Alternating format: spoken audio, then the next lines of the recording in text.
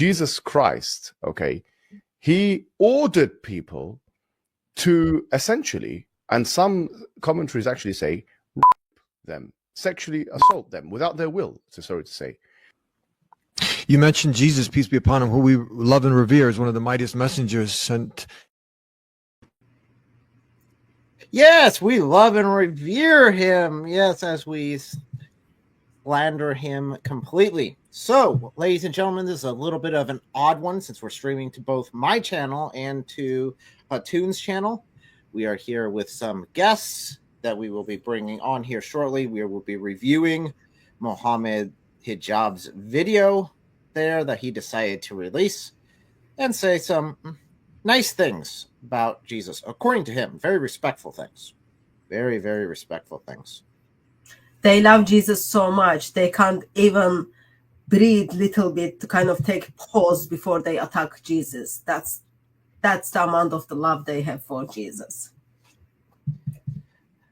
Now, looking at Mohammed Hijab's reactions to some of these videos, he's just waiting to say that, like whenever he bashed Churchill.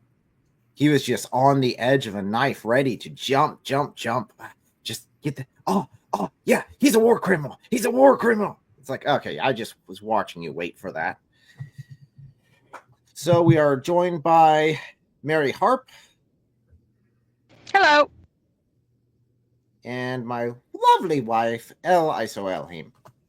Hello. And of course, Hatoon, who is on her own channel and will probably be asking me for permission to do things on her own channel again. But we will plug away. But I am one of the loveliest person you will ever meet. I don't need to verbalize that. I just wanted to say thank you very much to my audience who are where they are at. And thanks for having me, brother, as well. Of course. So, just get a real quick tally on who has actually seen this video. I have already seen it. Hatoon, have you seen it? Yeah, when you sent it to me yesterday, I watched it, and then I was just like, yeah, this guy never learns. Nope. So, Mary, have you seen it? I have not seen it, but I am familiar with the argument, and it is the same quality as all of the Dawa material, which means that toilet paper is much better. Elle, it's your turn. Have you seen this? Yes, I have. Regrettably, I am on one hand sad that it exists and is seeable, and on the other hand, think, well, it's exposing Islam for what it is, so be it. But I do want to say something about criticizing him, about saying that it means that he doesn't revere Jesus, because why would any Muslim object to a prophet behaving in such a manner when their own favorite prophet was quite famous for behaving in this manner? So they would revere Jesus at the same level that they would revere their prophet. Now, I would not call this reverence, but in the Islamic mind, everything is like it's oppositeville, right? Whenever you say that there are no contradictions, actually there are lots of contradictions. When you say they respect women, they denigrate women. When you say that you revere a prophet, you talk about how disgusting and revolting and horrible he is. So I think for consistency's sake, he does revere Jesus just as much as he reveres his own filthy prophet. Well, I think this is even worse than that because there's so many layers to this, and I'm sure we'll peel back the layers as we go. So let me go ahead and add the video here, and we will just go through his reaction here. So he was making a response to this gentleman here attacking him, according to his words. So just for the clarification purposes, so title of the video is Patrick Bet David attacks Mohammed Hijab. So video is all about Mr. Mohammed Hijab, part-time stripper, is the victim, okay? That's the video. He's just going to defend himself. That's what you would assume from such a title. Poor guy. Oh, and let's be honest, they never stop with that. So let's see. This is Mohammed Hijab. I believe this is him. What's he saying? He's defending Mohammed is sex with children and calls pedophilia relative. At all. We think that it's just because we have a different idea of what it means to be a child, which can be tracked historically. In these countries where we live in now, one is legal and one is illegal. Is this guy trying to justify having sex with a 13-year-old girl? Is this what he's trying to do right Adam, now? you have to listen to the end. Okay. He's not finished. And once again, pedophilia is very relative. Very relative. And so what are you trying to do, Mohammed? Yeah, are you trying to change the age of consent? Hold on. So is it not? Is pedophilia is legally relative as a matter of fact? That's not my opinion. That is a matter of fact. As I mentioned, if you go to Germany, the age of consent is 14 years old. If you go to the United Kingdom, the age of consent is 16 years old. If you go to the United States, in some places, the age of consent is 18 years old. In some other places in the EU, it's go back to 14. In Italy, in Spain, etc. There's 7 European countries, EU countries, which the age of consent is 14. I actually mentioned. Now, I just want to point out, none of those was 9. Just the same. None of those ages that he gave were 9. I guess it's not about the kind of number of how those numbers are higher than age of Aisha. It is Muhammad's supposed to be the best example to humanity.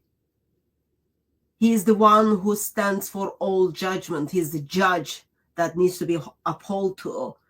And Muslims must follow him to the dot. That's the problem. When people decide to follow him, that brings problem. And also you've got this famous verse of Surah 65, and Muhammad Hijab's interpretation of Surah 65 is, yeah, you can even, like according to the Quran itself, you can even have sex with a baby who just born. So Quran doesn't kind of close any room for such a thing. So that makes it more stressful than what are the age of consent in different countries, first of all. Plus, there is nothing in Islamic tradition. There is nothing in Islamic tradition. I am willing to be corrected in this, that states that Aisha gave consent for sex. Correct. It says that her silence, Muhammad said women should have to consent before marriage. But Aisha pointed out that she had never given consent. And he said, oh, well then if she's a virgin, if she just doesn't say anything, that's consent. So a child who is being given away to a man for intercourse is going to be typically too frightened and overwhelmed to say anything. And that is to be considered consent. But more than that, in Islamic law, underage girls can be married against their will by their fathers. So if you go beyond just the Ahadith to Sharia, in every madhab of Sunni Islam and in Shia Islam, a father has the authority to marry his daughter off without her giving any kind of consent and even saying no. It does not matter. He has that authority. So when he talks about age of consent, well, Islam sort of has an age of consent, but what that means is below this age, the father has ultimate rights and can do anything he wants as long as the husband is considered socially suitable by Islamic standards. So to finish my thoughts, there is nothing in Islamic tradition tells us that Aisha give consent. So there is nothing says, oh, Aisha, would you be okay to marry with Muhammad? And then she says yes or no, or she stays silent to that question because that question was never been asked to her. And also, yes, while Islamic tradition says, yeah, your father is giving permission for you to get married. You know, that is called today rape. Someone is giving a permission for someone else to have sex with you. That is called rape. Therefore, in UK, followers of this wonderful religion are causing these rape gangs in Britain. So, that I think, therefore, it is just very, very stupidness of Muhammad Hijab and the guy who is doing interview with him to simply say, oh yeah, age of consent is different from one place to other place. Therefore, it's okay. It's relative. That's just very disturbing. I think he's trying to make the argument that since it's changed throughout history, then you can't really say that it's absolutely true. It's just all relative. The problem with that is, again, even if we look at throughout history, if you say the majority, a huge majority would be after the age of maturity. Which, as according to the sources, Muhammad didn't wait that long. In fact, he established that you could do it any. But if you're looking, hello everyone. Sorry, it's Sister K. But if you're looking at your prophet as the standard, you shouldn't be looking at Western culture, Eastern culture, whatever other culture. You should be looking at him saying, "Yep, he did it. I'm proud." I don't need to compare him to the other nations and what they did, but he's trying to make it acceptable because his prophet did it. I think the argument he's trying to make is that, oh, Islam provides this unchanging standard, therefore is superior to things that could adapt to varying circumstances. The unchanging standard, the complete way of life. But in reality, there are many different fine details that disagree with each other in the standards, and it really doesn't matter whether or not the standard is equal. If the standard is horrible, if the standard is we chop the nose off of all of babies, and look at my culture, it's great because you don't have a rule about, in some cultures they chop the noses off of criminals, but here we have a uniform rule for everyone that we chop the nose off of all children. Like, that's the type of argument that he's making, that just because, even if it were true, which it's not, that Islam had a uniform rule, the uniform rule is abhorrent and horrific. So why are you bragging about it? Well, let's listen to a little bit more and let Mohammed Hijab speak for himself and not speculate on what he might be saying, because I think you might be surprised it might be a lot worse than what you think. I'm sorry, I think you're giving way too much credit. In the age 14, if they had a real problem with it, I don't see them protesting against the German laws. I don't see them protesting against the Spanish laws. I don't see them protesting against Italian laws. The point I'm saying is this, is that it's relative by virtue of fact, and it's not my opinion. That is a fact. If you're in England and you have intercourse with a 13-year-old, you're a pedophile, or 14-year-old, you're a pedophile. And if you go to America and you have intercourse with the same age, then you're not a pedophile. So it's relative. I'm sorry. Did he just say that you could go to America and have sex with a 13-year-old kid and you would not be considered a pedophile? You'd be considered a pedophile. That doesn't. He's wrong. Will that change if the person who is having sex with a child is a Muslim? No. That Actually, it depends. It depends on what country you're in. You might be apparently in the UK, it's never a crime as long as you're a Muslim.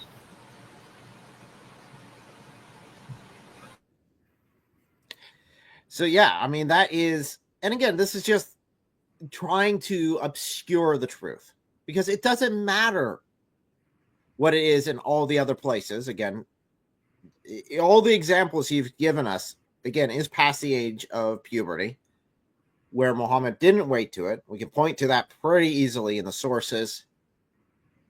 But he's trying to cover it up, saying, "Oh, you see, it's just all a matter of opinion, the way you look at it." So,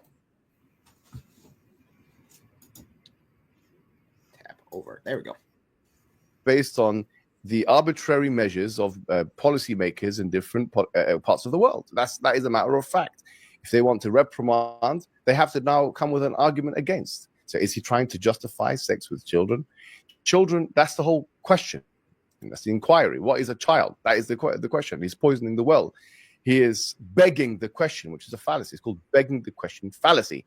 I'm not saying that they're children. I don't believe in having sex with children. No, I don't believe in that. I've never said that once in my entire life. You never said that once. Let's make that clear. Of course, I've never said that once. And I think the low IQ, hot noodle.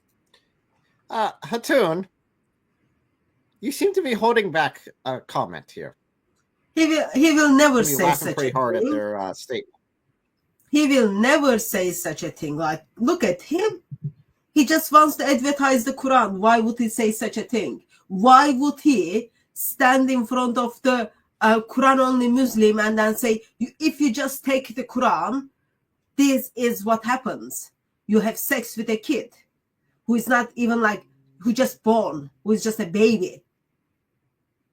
So he will never say that. So basic principle is when it comes to Muslim missionaries, their lips are moving, they are lying. That's the very basic principles. So he just thinks like, oh, everyone forgot that clip. Let me see if I've got the clip actually. He's just thinking, oh yeah, everyone forgot that clip where I told everyone, oh yeah, according to Quran, this is pedophile, this is what Quran teaches. So it doesn't matter whether he believe or not. I remember talking to Ali Dava where his kind of besties, they don't have that much differences in views. He was saying, oh yeah, if my child is ready and is okay, like he would ask his child who is only 6, 7, 8, 9, then he would give his child for marriage. His child is ready for going and having sex with someone else. But now, well, apparently they never said such a thing. Let me see if I've got the clips of those things. But yeah, one of the advantage of internet as well as it is disadvantage, you say something and then it stays there forever.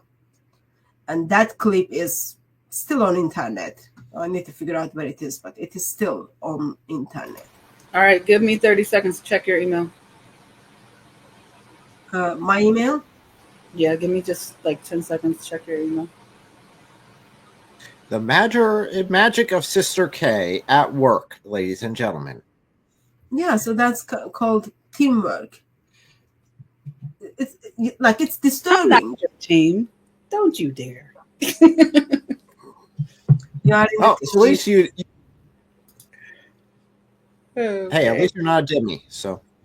Yeah. Okay, and it is sent. I'm just like, it is disturbing. Kind of, you just take the platform and then you lie. And even like before this, like he was just telling, oh yeah, like age of consent is okay. These things are pedophilia is relative. All those kind of things. Like they just watched the clip which we watched, and then oh no, I never advertised this. I never said this. It's just like, just wrong. Well, that's loading up. Do you mind if I pull up a comment? Sure.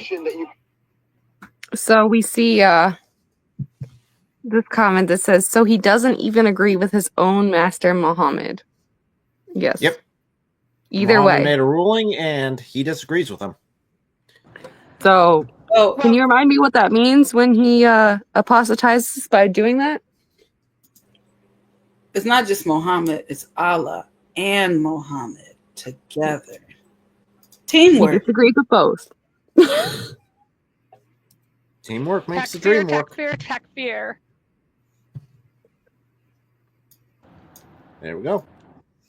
So I'm just making it for people to see. So this is the clip, okay? One of the thing, as I said, sometimes it has very negative side of it. Sometimes it is very positive. So it looks like Sister K just went to Google, went to YouTube, and then wrote it, and then it turned up in a channel which I never knew it was exist. So it is all over YouTube. It is all over YouTube. Brother, you are okay for me to play it for a bit? Oh, absolutely. Go for it. This is great. Have sexual intercourse with a 5-year-old. The reason why it's haram to have sexual intercourse with a 5-year-old is not found in the Quran at all. If you just read the Quran, it is halal. It would be halal to have sexual intercourse with a 5-year-old. Chapter 65, verse 4. Allah subhanahu wa ta'ala tells us who you can divorce and who you cannot divorce. And then he says, وَاللَّائِ لَمْ يَحِدْنَ. وَاللَّائِ لَمْ يَحِدْنَ. And the ones who had never been pubescent before. And by the way, this is very important, yeah? I want all Muslims to be aware of this. The reason why we don't have sexual intercourse with 5-year-olds and 6-year-olds and 7-year-olds or whatever is not because of puberty. Wait a minute, what did you say? It's not because of puberty, because that verse in the Quran actually says lam yahid. They never had puberty before. You can't go around that. The Quran doesn't say anywhere in the Quran that the woman has to be pubescent. I dare you to find one verse in the Quran where it says you're not allowed to marry someone based on harm, or you're not allowed to have sexual intercourse based on harm, or you're not allowed to marry someone based on puberty. Get me one verse in the Quran which says the woman has to be pubescent. You know, in the Quran it says حُرِّمَتْ عَلَيْكُمْ أُمَّهَاتُكُمْ. It says you're not allowed to marry your mum. It says you're not allowed to marry your sister or your auntie. Where does it say you're not allowed to marry a prepubescent? I'm looking for one verse that you can say, you pinpoint it and say this is where it says prepubescent marriage or whatever is not allowed. So if you're Quran alone, you're steered towards pedophilia and a severe type of pedophilia. Indication that. So if you are Quran alone, what are you?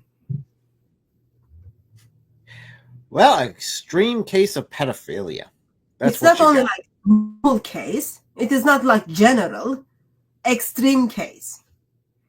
So, and he's saying, oh, well, you've got to be low IQ to just like watch those videos and come to this conclusion. What is he doing? He's saying, this is what is my religion is teaching in the Quran. This is what my God said it in the Quran. Well, see if that is something he keeps to now. This is an interesting statement later on he makes. So let's go ahead and continue on here.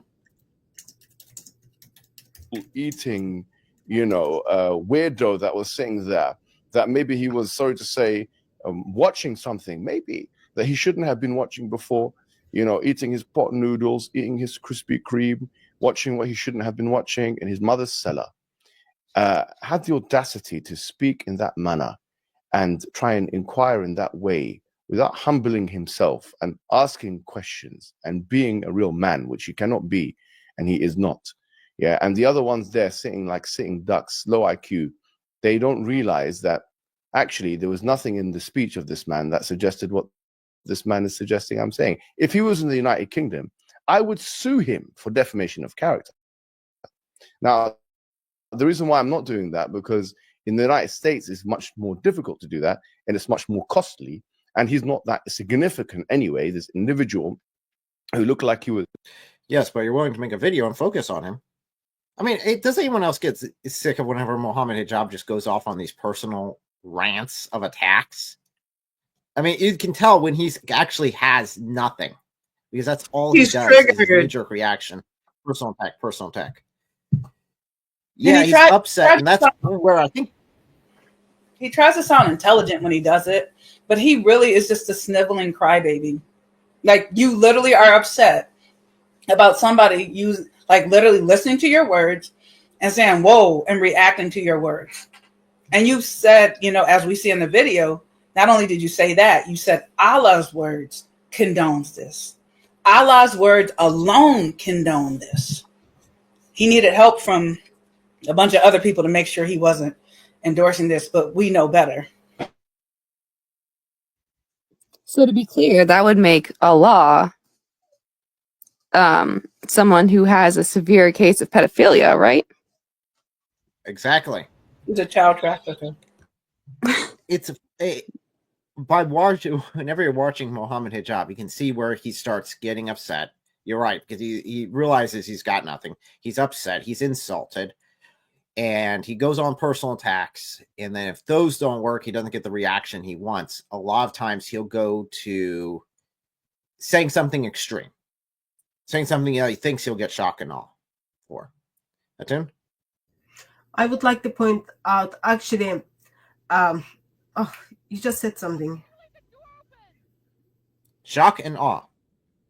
No. I don't know. I just said a lot of things. He's the one who is going after people. It's not like people are coming after him. He's going after people. He's putting people's private life all over internet and then kind of like bullying them, all that kind of things, because the way that's how he's defending Islam. Then he's playing this like victim card. Oh yeah, they are coming after me. They are low IQ. He's sitting in front of his telly eating all those kind of things. Oh, I shouldn't even give him platform. I will sue him, but he's not here, so I'm not gonna sue him. I'll just like, I need to figure out a way so I can make money from him. That's what he's looking for. Well, I think that's the same thing he did with Elon Musk last week. It's like, okay, yeah, look at me. Woe is me. Look, even the most popular people, they're all obsessed about me. No, they don't give a crap. I want attention. What else I can do to get people's attention? That's how it is. It is very disturbing. It just like from our perspective, it makes us concerned for someone's mental being in such a situation, versus in the perspective of Muslims. Wow, he's so amazing. These people are mentioning him. Before all that, of course, he just went after them. I do have a clip of Ali Dawa where he's kind of expressing that he would allow his daughter to get married at age 9. Would you like me to play that one? Absolutely, go for it.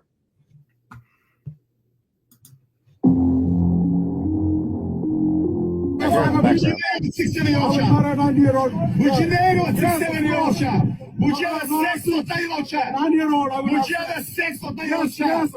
a pedophile.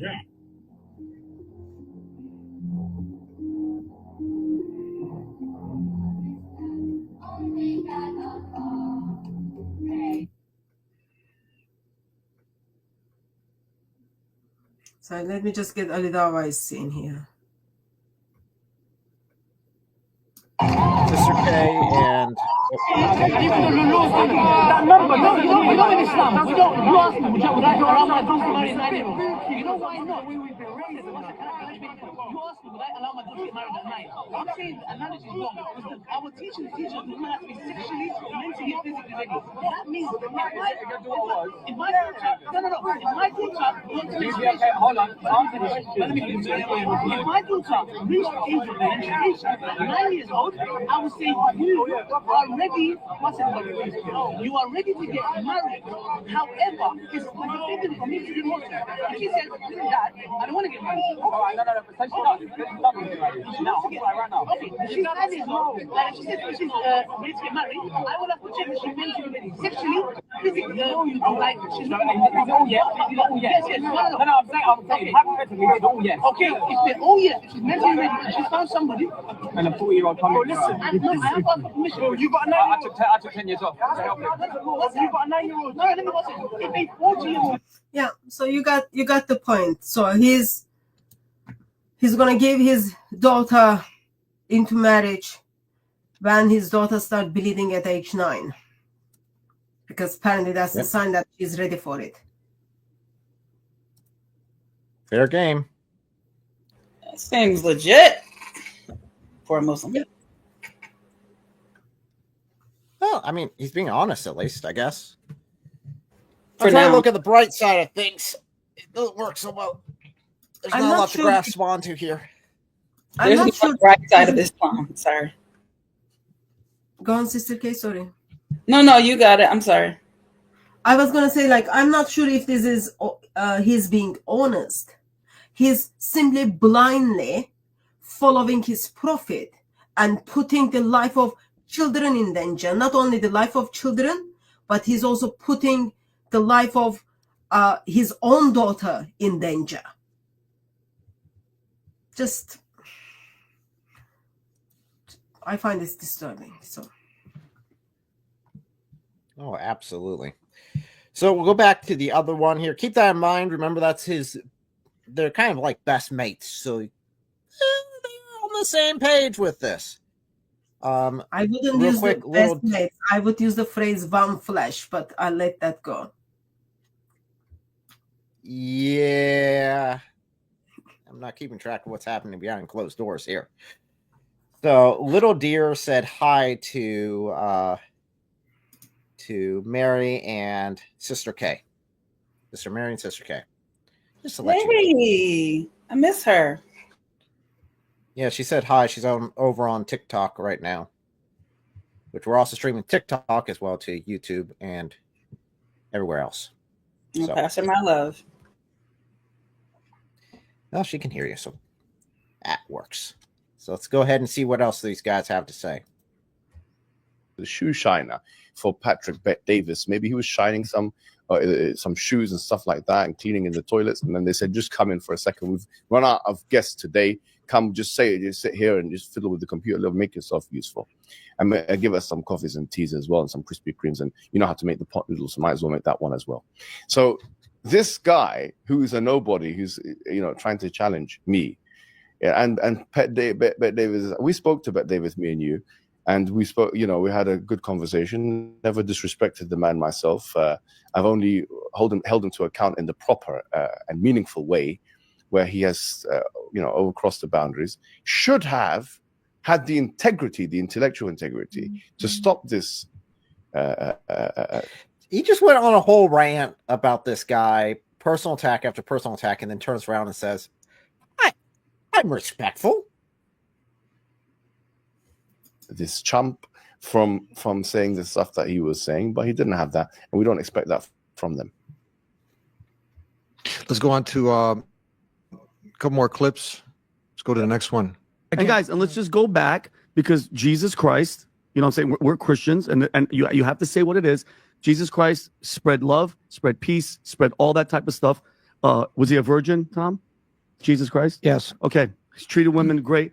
If we're going to go according to many Islamic historical sources, including the Hadith, collections of the Sahih al-Bukhari and Sahih Muslim, the Prophet Muhammad was betrothed to Asia when she was 6 years old, and the marriage was consummated when she was 9 years old. I'm just throwing out facts. This guy's name is Muhammad. That's what he's basically preaching, is that this is that type of mindset. I mean, okay. First of all, just real quick question, real quick comment. He's actually got his head screwed on right. At least the guy he's interrogating him over here, and actually has sources, which is impressive. So that's cool. You can have sources. We've read this and we've seen this, right? All right. He brought up Jesus. He started off with. I was thinking you can have sources, but as long as you are not Muslim, you are identified as the enemy of Islam. So those sources are just nothing. Therefore, Muhammad Hijab is saying, oh yeah, this guy is just like nobody. Nobody is just like trying to be somebody or something. No, if you have the sources, Hatun, and you say, oh, this is so beautiful, I think I want to take my Shahada, that's when they like you as a non-believer reading their sources. Yeah, good point.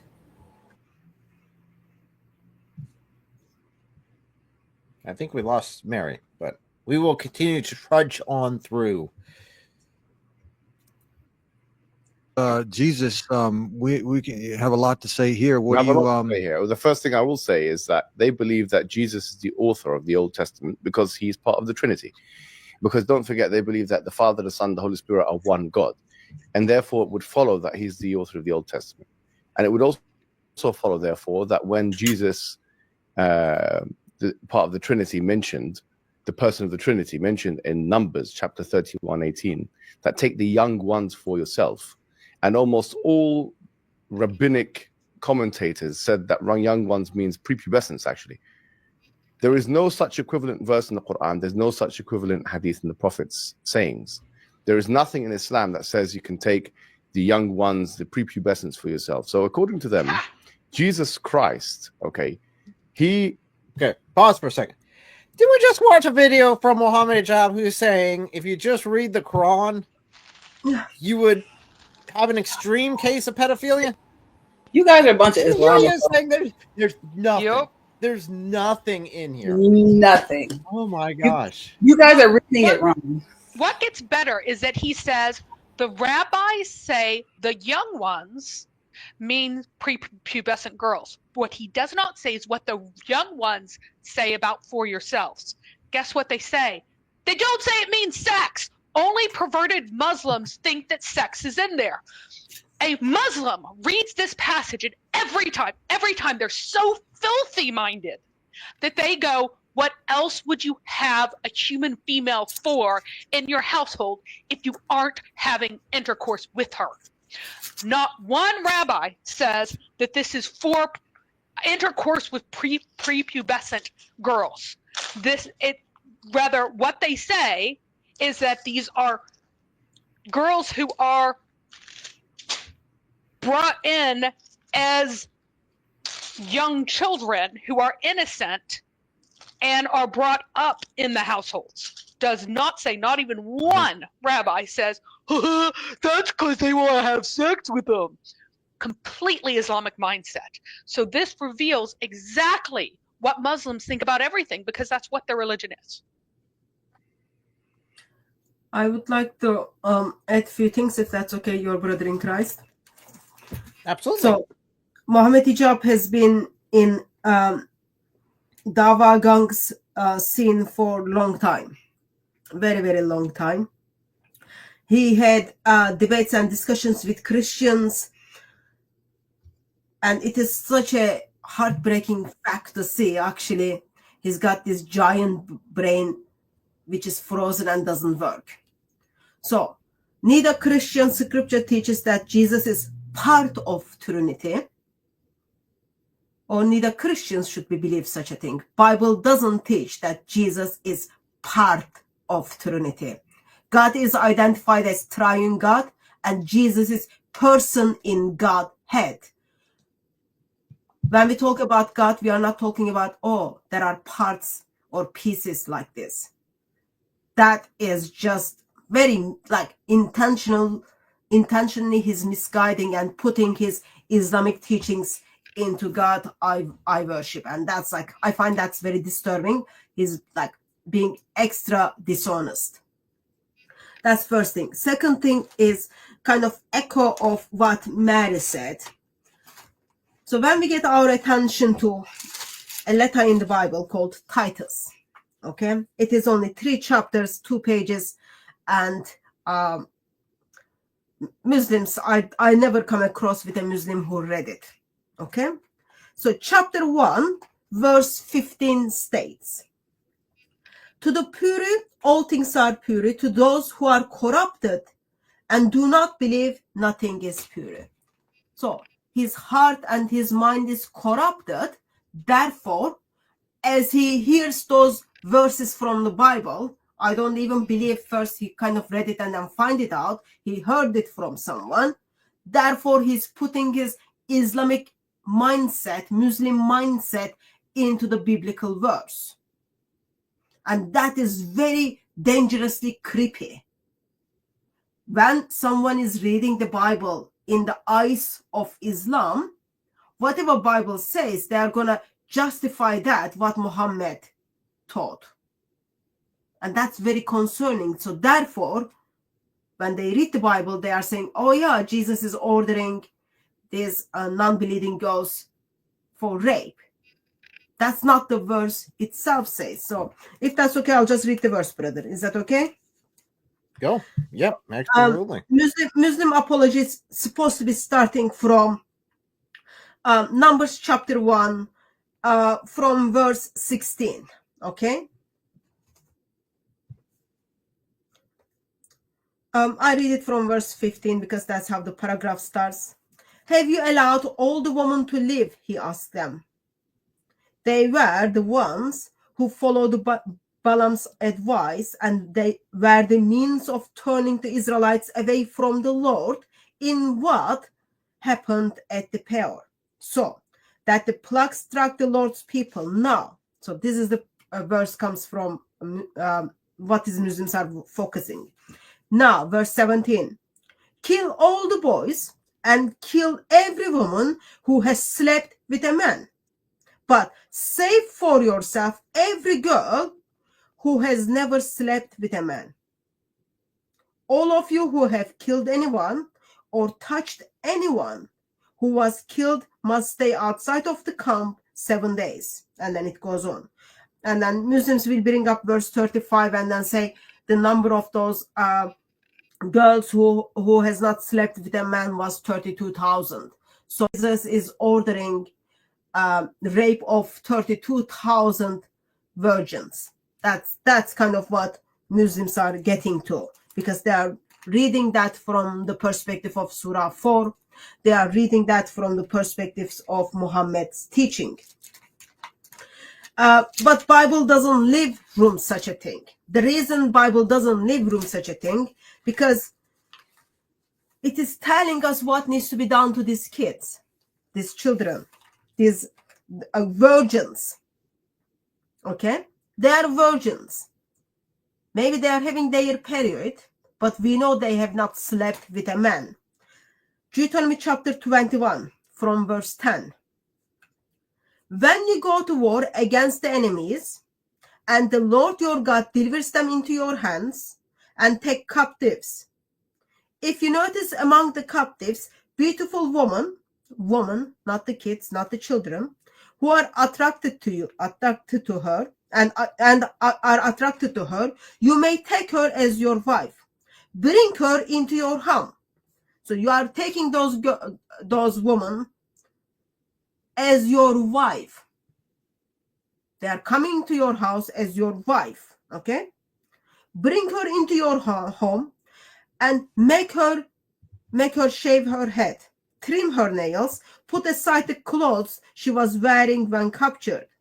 And when she has lived in your house and mourned for her father and mother for a full month, then you may go to her and be her husband, and she shall be your wife. You are bringing those women from the war.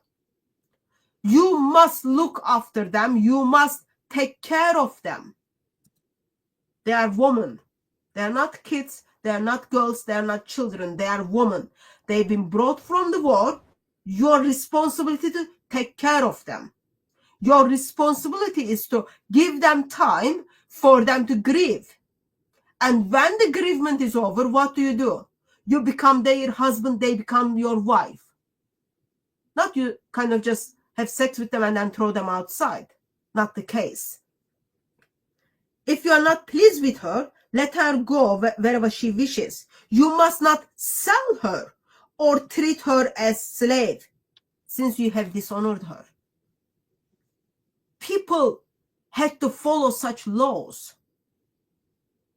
And these laws doesn't give any place for, oh yeah, you bring those girls who are not even bleeding, rape them. No. That is intentionally misrepresenting the Christian scripture so that it can fit in his own agenda. But Bible doesn't leave room such a thing. And who Bible is talking to? God is talking to whom? To Moses.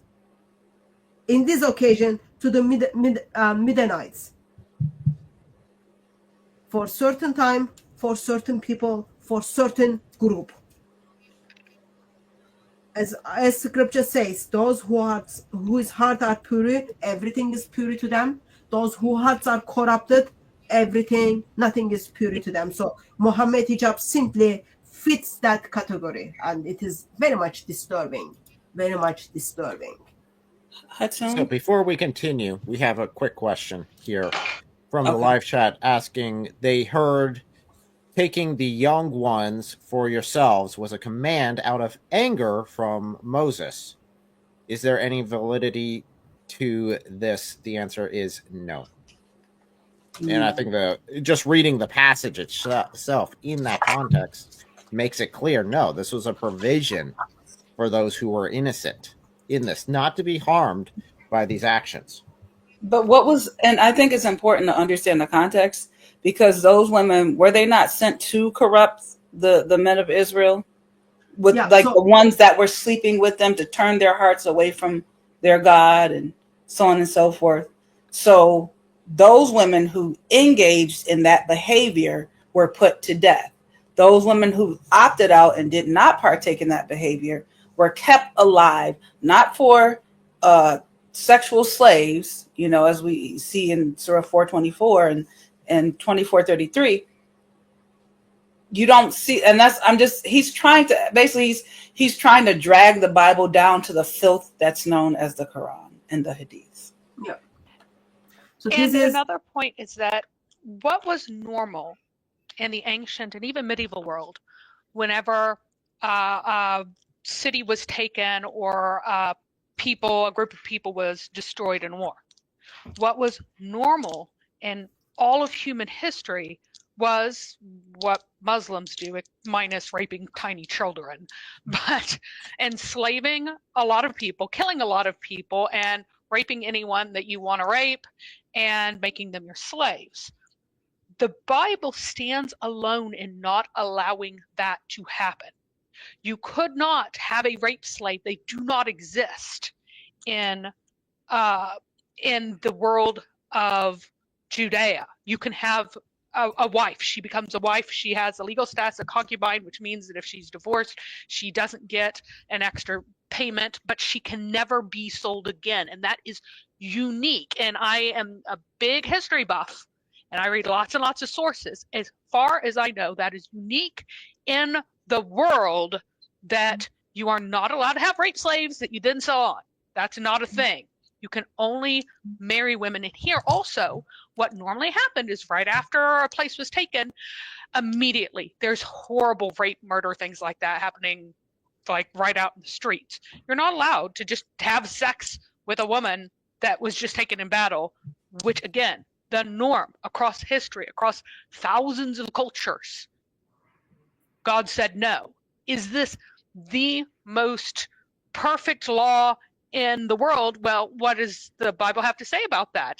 If there was no fault with the old law, there would not be a new one. We have the new covenant, which is that was perfect in its time, but we can now reach perfection for all circumstances and all times with Christ, the law in our hearts, and the Holy Spirit. Well, let's see what is going on. Let's see what Muhammad Hijab has to say about Christ himself. I'm going to give a little bit of rope, and they end up using that quite literally.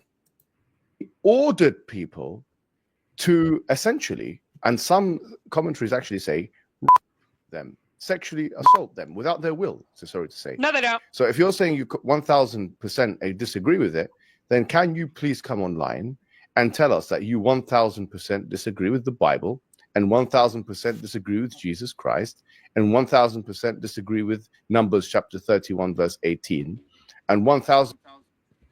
I will 1000% say that I disagree with your premise and your understanding of that verse. Yes, I'll say that, because man, are you off base on it. Now I'm getting an echo here from someone, but I'm not sure who. That being said, I'm not sure where to go with that, because he didn't only, I mean, seriously, he messed himself up seriously, because he's saying, well, the Old Testament is saying this. Now, remind me, because Numbers is part of the Torah, who is the author in Islam of the Torah? Allah wrote it. Yep. Allah wrote it. Allegedly. So if, according to him, Allah wrote what he just read and signed off on what he was just referring to. So if he's interpreting it that way, then Allah just did that. And not only that, Moses is contributed with writing that. So he's also throwing Moses under the bus. So he's literally throwing Allah under the bus. He's throwing Moses under the bus. He's throwing Jesus under the bus. Muhammad, they claim this is respect. Because Muhammad too. I mean, they're just.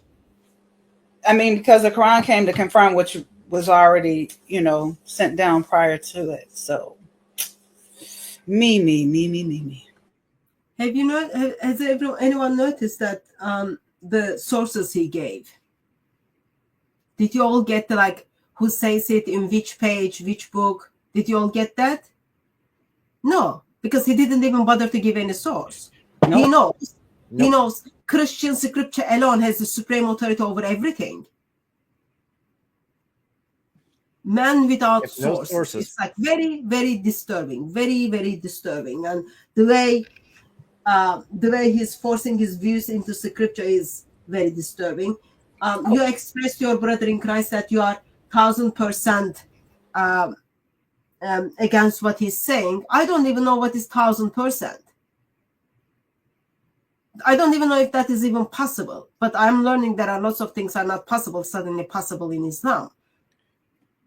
Just very, like, I don't know how stupid you need to be, but I guess in Islam, all you need is a mouth and then mic, just you show to the world how stupid you are.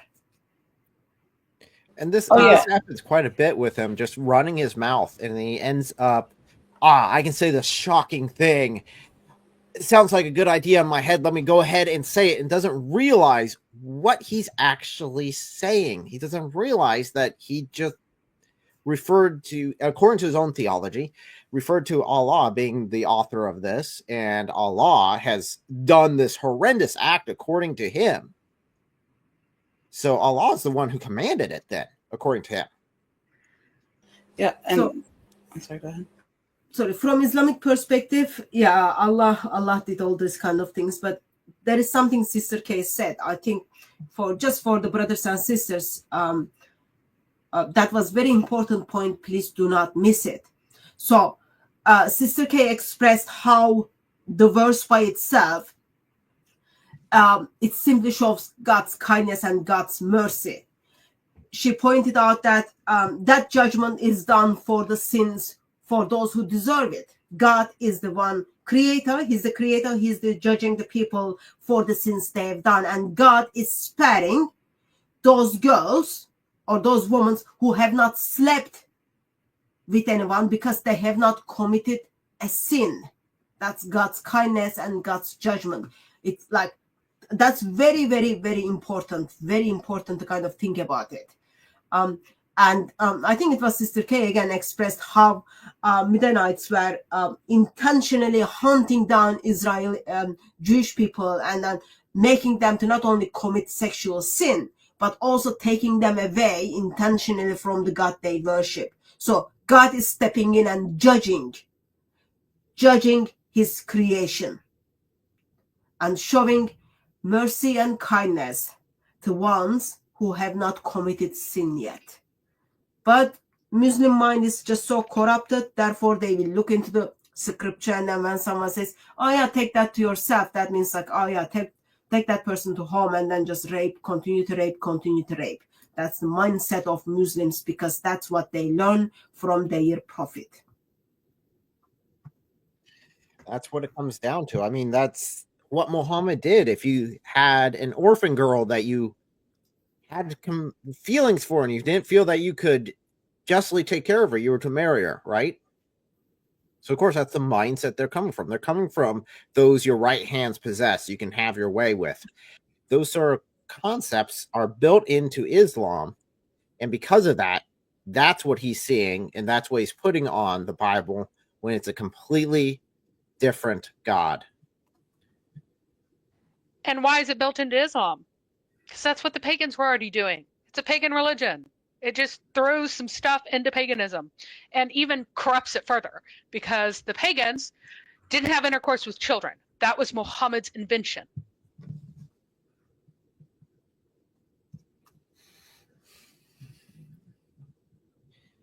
Oh, man.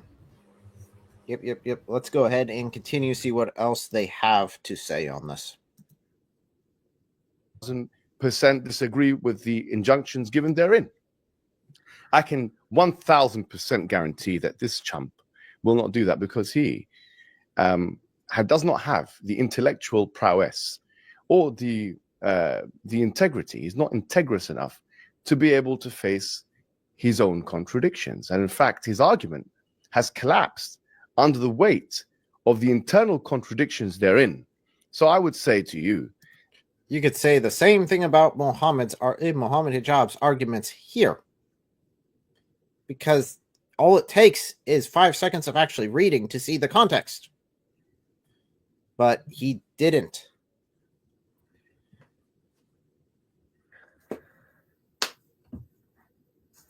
That the first thing, if you wanted to mention Jesus, is to mention what I've just mentioned.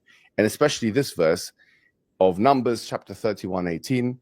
You can go and look into, there is a website called Sephardim.com, which shows you all of the commentaries of the Old Testament, especially the rabbinic commentaries, using the Hebrew language aforetime about this, the Talmudic commentaries, the Babylonian Talmud, the Palestinian Talmud, about this particular verse, and it's pretty clear.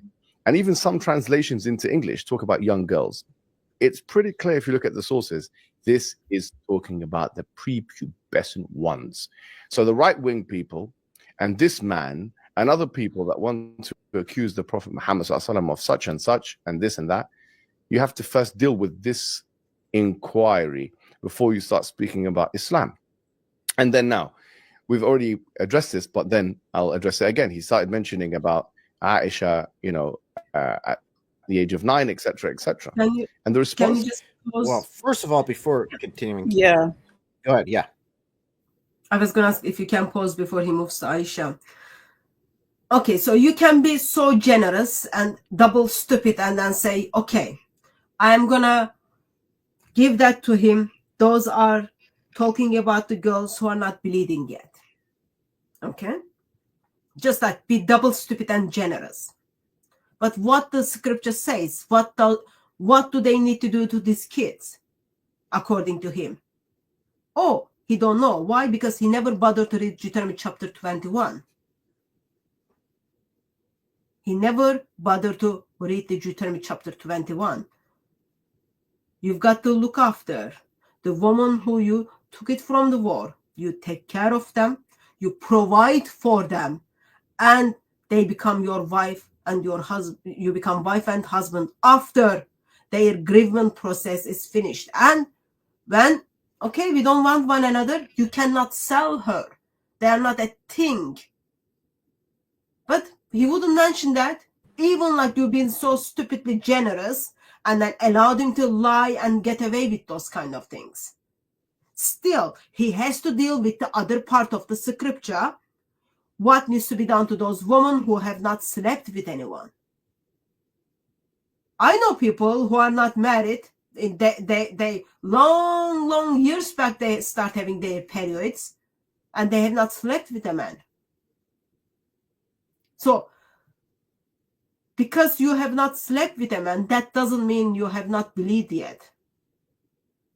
But in Muslim mind, the moment you start bleeding, yeah, you've got to have sex with someone else. Like those are very, very dangerous. Like Muhammad Hijab simply putting every woman and every kids in Britain and around the world in danger.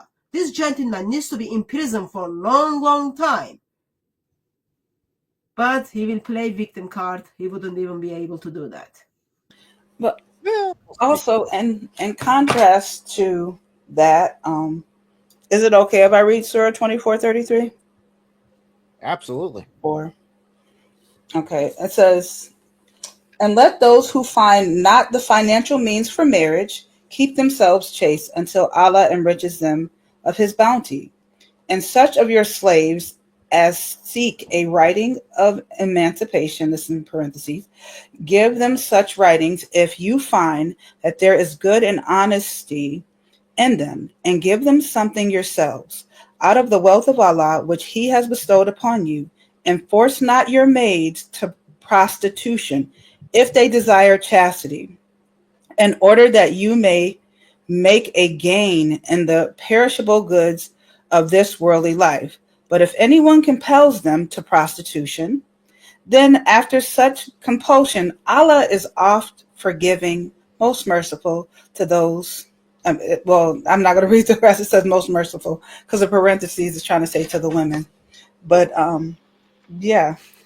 Well, if you look at the commentary on that one, not only does that say, don't prostitute women against their will, but do it if they're okay with it, because it doesn't say anything about willing women.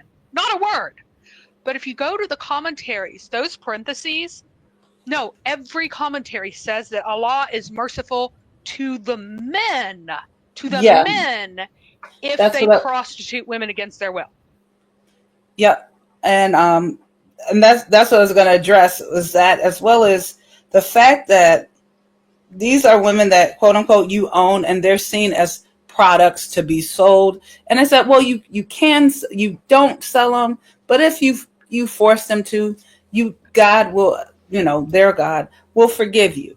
But you're using, again, scripture that says if you've seen someone that you love or you want to marry, you give them time to grieve.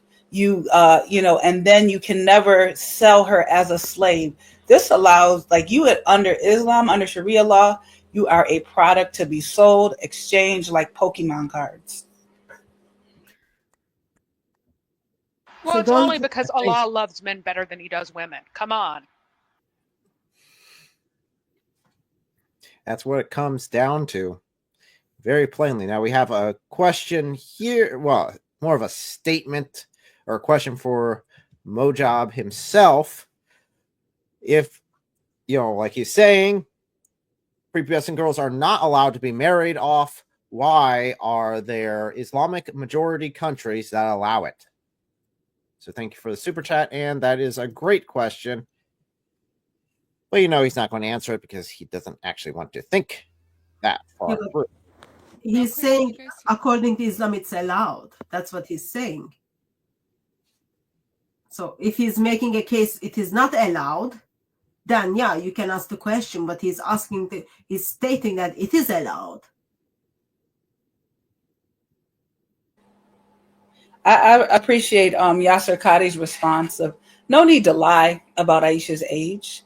Be honest. Just go with it. And what he's doing is he's like, well, they did it. No, you're not. You're pointing at societies that were not. This was not a calling down by God to do. Like you don't see them saying, oh, you have to do this and follow after this suit for the rest of your lives. So he's embarrassed. And honestly, and this is just my theory, everyone, I actually said this in some group chat somewhere, that because of I don't know, we're familiar with it, because of the Wes Huff interview of him getting platformed by such large platforms, I said $1 to donuts, Muhammad Hijab was going to try to get on basically Joe Rogan. I figured Joe Rogan, but he corrected me. He went to Valuetainment, probably trying to reach out with them to be platformed by them, trying to get his numbers up too, because we know he loves to have exquisite trips and money and stuff like that. So this would help his platform. But because it didn't work out this way, he's trying to turn around and just burn bridges, because people look up who they interview. They see what their material is. And I think I'm just theorizing. That's potentially how that came about, him trying to be platformed by them and them looking him up and like, oh, we can't platform this guy. He's a pedo pusher. Yeah, so he's got to go out and try to play it down. Yep. Or if there's anything that's going to come out about him, he'll just play it as Elon Musk must have made this whole thing up. Oh yeah, guys, I got a message, a threatening message from the ghost of Abraham Lincoln today, but we'll talk about that later. It's valid. It sounds very convicting and very legitimate. So this is as follows.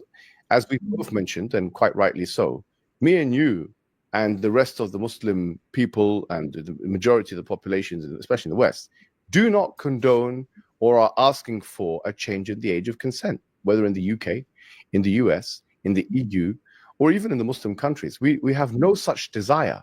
There's not been one protest movement, one lobby group. By the way, I'm not sure if you know this, in the UK, there no protest movement. No, nothing like that. No rape games going on here. No, nothing like that.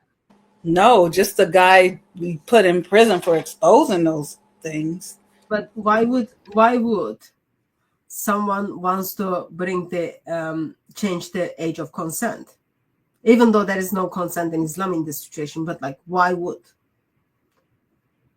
In Iraq, what is the age of consent now? They fought it, but it's still, they're not going to enforce it. In Yemen, it's on the books. Why? How come Muslims don't even bother to stand up for their Muslim sisters around the world? He's just saying, oh yeah, we don't care about it. This is this law. We just adopt the law.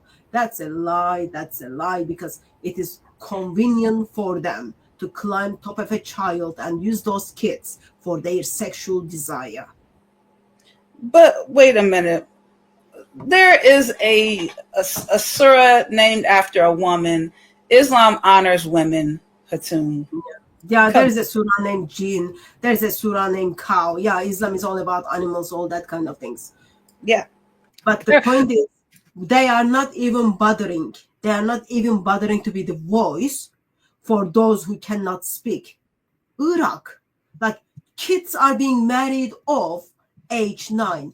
I met with girls in Middle East who were in hospital because they were married in very early age. They just start bleeding. They were in hospital. Why doesn't he want to speak up for them? Oh, it doesn't fit in his agenda. It doesn't help him to make money.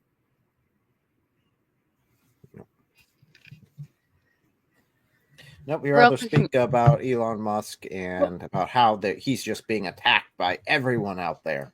There's also nothing wrong with that in Islam. There are provisions in Sharia for what you do when you happen to rip apart a girl because she was younger and more vulnerable than you thought, because it's more important that men are satisfied. Because again, Islam values men so much more than women that Muhammad said that if he were to order anyone to bow to anyone, because that's a sign of worship in Islam, that he would have ordered women to bow to their men. And there's another hadith that's considered to be not good, but still it says that if a woman were to cut off her breasts and give them to her husband, she still would not begin to pay back for the fact that he gives her food, basically, is the meaning of that.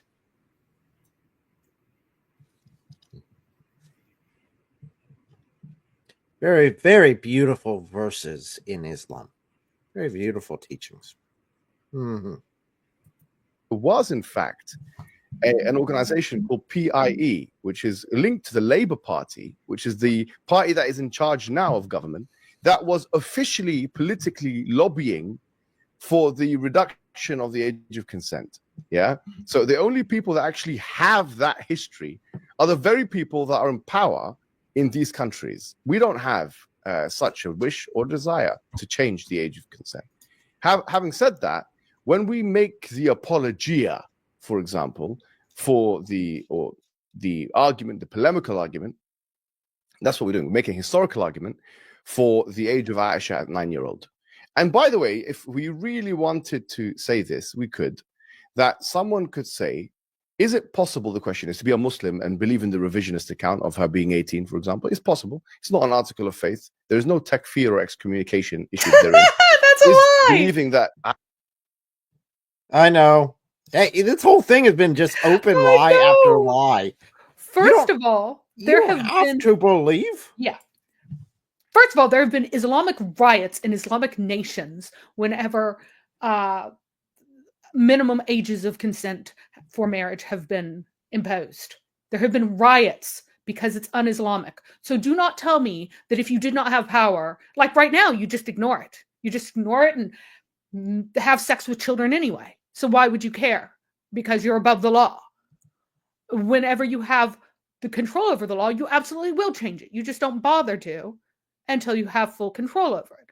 But secondly, absolute nonsense that he is saying, because if you deny anything that is the consensus of the scholars, that constitutes apostasy. It is the consensus of the scholars that on the basis of Aisha's extremely young age, you can have intercourse with little girls.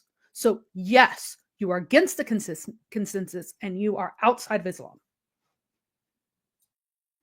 Can I pull up a quote from Reliance the Traveler real quick? Sure. Yes. So, just as the context to why I'm doing this, it's because Muhammad Hijab is complaining, no one has ever tried to change UK laws. Well, okay, why would you need to change UK laws about one thing when you're trying to change UK laws to Sharia law? And if you do change UK laws to Sharia law, and even if you don't legally, it doesn't matter if you have Sharia law cities, essentially. or police that just lets you have Sharia law, even if it's not the real law. So here's what Sharia law says on this. And it might not seem apparent at first, but hopefully you guys will understand the importance of this. This starts off saying, a husband who accuses his wife of adultery is disciplined by the magistrate and not allowed to imprecate against her when adultery is already legally established, whether by her own admission or by proof, meaning that 4 upright witnesses have looked at her when she was copulating and seen an adulterer's bleep in her bleep, or when adultery is impossible, such as when the person accused is a mere infant. So again, what is this saying? This is saying if you accuse her of adultery, then you're not allowed.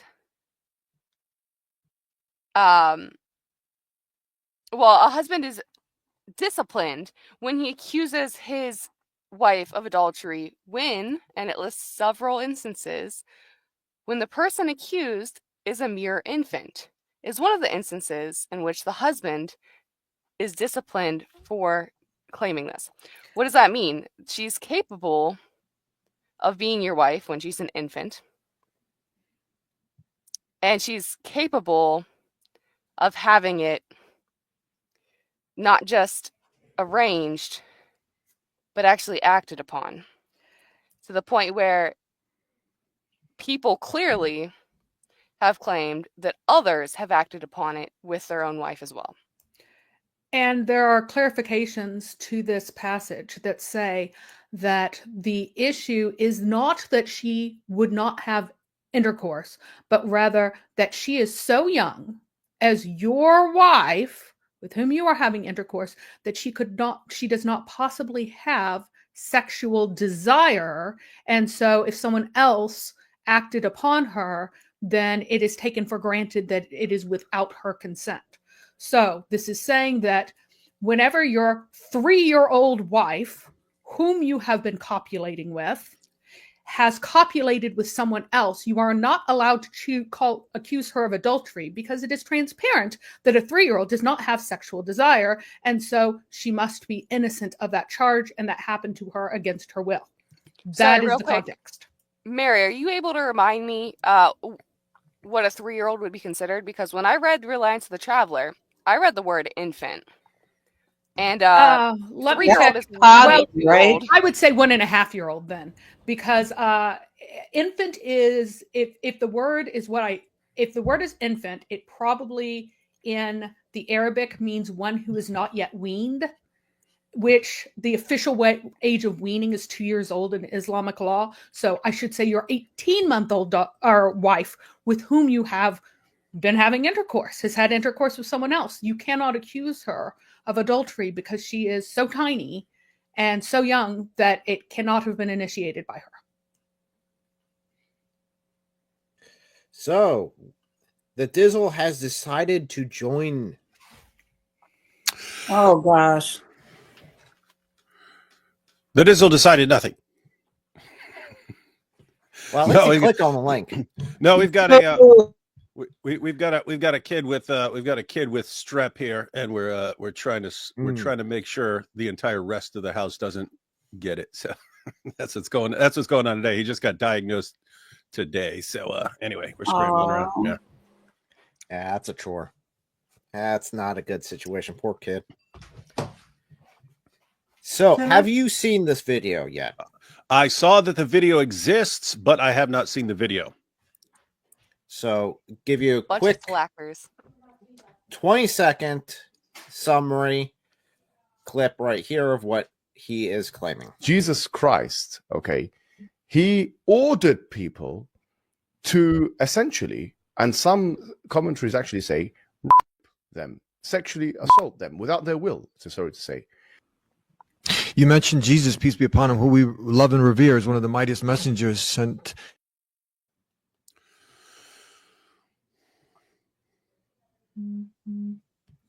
All based off of numbers. So that is where he's at. Oh, Numbers 31? Yeah. Yep. You guys notice that it doesn't say one word there about raping or sex or anything with the you guys. I'm assuming that's what's interesting. By the way, these guys have no concept of taking someone or winning a war, or taking captives or anything without running in and raping them. So that's their mind, right? That's their mind. That's oh, you're the girls were not part of Balaam's. The women were part of Balaam's plot. The girls weren't. So we're going to let the girls live. Therefore, according to Hijab, you must be gang raping them or something like that, like these guys do in Rotherham.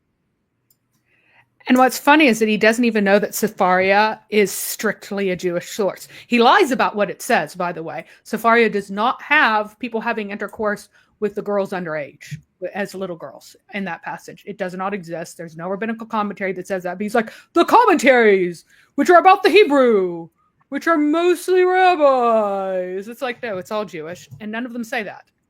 Like, I mean, even the Jews don't say. No one says this except for Muslims. And especially, look what he just did there. He said, Christians believe this. Christians believe this is Jesus. And in some commentaries, as if it's a commentary, it's like a Christian commentary that says, yes, and that's when Jesus ordered us to go and rape these girls. What a dope. The odd part there, of course, is so here's. I'm assuming you guys have talked about this already, but here's the insane part of this, right? You have the passage in Numbers. And not one word there about rape, sex, anything else. When Hijab says, no, there are reliable, let's say there are reliable sources that say this is rape. And they believe Jesus revealed this. Okay, who revealed that according to Islam? That would be Allah, right? So according to Muhammad, here's what you would say. If Muhammad Hijab believes that passage is about sex and rape, okay, that's his belief. In Islam, it's Allah who revealed that. Muhammad told the Jews to bring out a copy of the Torah, and when they brought out a copy of the Torah, he said, I believe in you and in the one who revealed you. So he believes in the Torah. He does not believe in the concept of corrupting the Torah. So Numbers is in the Torah. Always has been. And so, according to Muhammad Hijab, that passage is about raping girls. And not only that, according to his religion, Allah revealed that. So he has to believe that Allah ordered Muslims to rape little tiny girls. We as Christians, we wouldn't believe in any sort of commentary that says that. And we don't see that. We don't see what he sees in the passage. So anyway, weird guy, but he gets away. You could get away with this if you're talking to Eddie from the Dean Show. This guy will go along with anything. Yeah, Eddie. I'm gonna say look at his co-host. He's just eating it up. Like yeah. He's laughing at all the jokes that aren't funny. And again, like I said, David, this is my theory. I theorize that he reached out to Valuetainment, trying to expand his platform because Wes Huff was on there and he's, making waves. And I think he reached out to them and they kind of looked him up and was like, this guy says what? Because he watches them review his footage of him okaying pedophilia. Yeah. So this is recent, right? This one? Yeah. This was a couple of days ago. And I'm saying that because it was like a year or two ago. He was asked to go on the PBD podcast, and then he started. Him and Ali Dawa started posting videos. You're trying to set us up, and we will destroy you. We will destroy you, and they're something along those lines. But it was pretty embarrassing thug tactics. The dude has one method. No, he has two methods. He has two methods of dealing with anyone. If you do what he wants, he showers you with praise and so you're a good one. Yes, you're a great one. Yes. Whoa, what a great person you are. And if you don't do what he wants, he showers you with insults and abuse and threats and everything else. And that's why he's perfect. That's why he's a perfect representative of Islam. And we've observed all of that within this video, including, you pointed out, he threw Allah under the bus. He threw Jesus under the bus. He also threw Moses under the bus because that's who would have received. But we respect Moses. But we respect Moses. We love Jesus. Even though we say he was a pedophile, like our prophet. Yeah. Isn't it crazy that just like in order to defend one pedophile that they worship, they have to accuse everyone else of being pedophiles. Like, oh well, our prophet a pedophile. What should we do? I know. We'll say everyone else was a pedophile. Moses was a pedophile. All his followers were pedophiles. Isaac was a pedophile. Joseph was a pedophile with Mary. Everyone's a pedophile. Everyone's a pedophile. All to defend one pedophile. But they respect all these people, meanwhile calling them the worst possible thing you can call someone, a pedophile. And notice how many of us on this panel all came to the same conclusion. We all were able to connect the very simple dots that according to Allah, he revealed the Torah. And according to Muhammad, this is what Allah said. Yet Muhammad didn't connect the dots? Like, there's a very serious concern here. Isn't he an alleged scholar of some sort? Like, he thinks because he tries to use large words that he's trying to impress people, that he's more intelligent. This person, he's a shoe shine person. He's beneath me. He gets Krispy Kreme donuts. You're the only person that looks like you've been sucking down some Krispy Kreme donuts, Mimi. He also has most of his degrees are like these supplemental night class, 12 months credit for lifetime activities, B, C rated tier stuff. He's like, oh, it's Harvard. Yeah, but it's Harvard's semi-scammy, money-grubbing degrees. It's not a real degree where he went to university for that amount of time and took that number of courses. Hey, you guys are making fun of him, but you can't because look, he's got those double Zabibas coming in. Yep. He's got the twin Zabibas, right? See, if your forehead sticks out most in the middle, then you get your Zabiba. If anyone's watching, you don't know what a Zabiba is. That's the mark that Muslims get on their head. Most Muslims who get one, they get it while they're praying. They bang their head on the floor while praying, and this is a way for them to walk around and say, look how holy I am. Look at the praying. So they like bang their heads on the floor, and then they get a big brown stain on their forehead. But if the middle of your head is kind of sunken in a little bit, then you get two where your forehead is protruding. So hijab is getting the double zabibas, which make it look like David on his forehead. David, there's something absolutely hilarious in the Quran about the zabiba. So some Christian tricked Muhammad into claiming that the description of his people in the Injil is that, and in the Injil and the Torah, is that they have the mark on their forehead. Yep. Yes, I'm like, which of course, if any Christian would have people with the mark on their forehead, who would that be? Oh, that's the beast, right? And not that I'm saying that it means in Revelation that you will have a literal mark on your forehead, and if you are a follower of the beast, but that's the mark of the beast, right? If you're like, oh, there are people with the mark on their forehead, that's the beast. Absolutely hilarious that the Quran describes Muslims as the followers of the beast. They follow a false prophet and the Antichrist religion. They're pretty close. They're missing the trio, 1/3 of the trio.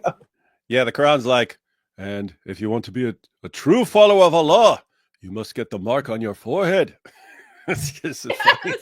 And so when a guy comes around and says, you will get this mark on your forehead, you must do what he wants, because this is Allah.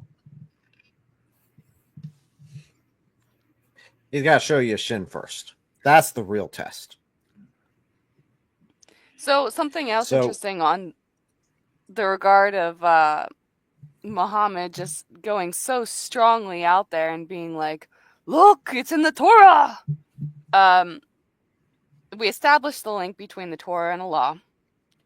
Now, when we look at the context of what Ali Dawah, Muhammad Hijab's best buddy, has been saying recently, he has been actually swearing up a storm over claims that Andrew Tate made that Muslims have been defending the perpetrators of the rape gangs.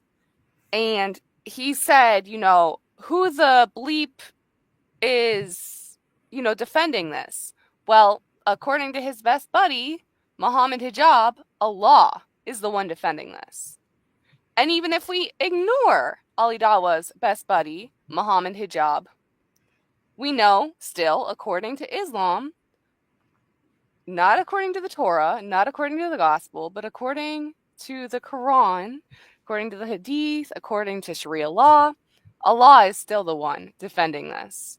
So, again, some serious problems here, some serious red flags. Muslims, please pay attention to your sources and raise some of these flags yourself. I know the Quran says you're not allowed to ask questions, but it tells you why not to ask questions, because it'll cause you doubts. So maybe you should question why you shouldn't ask questions and why they would cause you doubts if you did. And it's just super creepy because, you've got Daniel Hakikachu saying, "Yeah, even if a girl's 4 or something like that,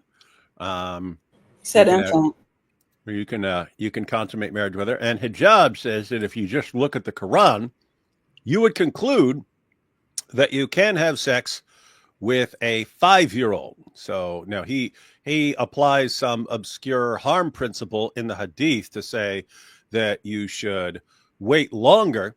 But he acknowledges, which is very, very weird, by the way. Like, according to Islam, this means he worships Muhammad and the Hadith collectors, because Muhammad said, well, in the passage where he says that Jews and Christians take their rabbis and priests as lords, it was raised as an objection to him at the time. Says, wait a minute, what are you talking about? They don't worship these guys. He says, when you let your priest or rabbi say that what Allah declares is halal is actually haram, or what Allah declares is haram is actually halal, you're worshiping that person. So he's defining what it means to worship. And what it means to worship, it's if you say, here's what Allah says, and Allah says this is halal, but I'm going to listen to this guy say it's haram, you are now worshiping that guy. You're worshiping that guy, according to Muhammad. Why is that relevant? Well, Muhammad Hijab stood there at Speaker's Corner and says that according to the Quran, it's halal to have sexual intercourse with a 5-year-old. He says, but we know from Muhammad's harm principle that we wouldn't have sex with a 5-year-old unless, like, she's ready or something like that, because we have to be concerned about harming her. Well, what's that mean? You're saying Allah says it's halal and Muhammad says it's haram, and you're listening to Muhammad. That's worship of Muhammad, according to Muhammad himself. So we respect Jesus. We're going to accuse him of ordering rape. We respect Moses. We're accusing him of being a pedophile. We're going to ignore that actually in Islam, Allah is the one who ordered this. And we're going to ignore the fact that in all of this, we're actually worshiping Muhammad by listening to him instead of what Allah says, because Allah says it doesn't matter. Allah gives no restrictions on molesting the little girl. And so it's all halal. This is pretty messed up stuff. That this isn't some random person. This is Muhammad Hijab. And this is how insanely sloppy he is when he's getting desperate to try and figure out a way to defend his fake prophet. Well, you see, we're just about to get to the part of the video where he gives his bulletproof argument and defense for Muhammad's actions. All right, I will wait till then to respond, but I do want to point out something about the way he is putting together his argument, how incoherent it is.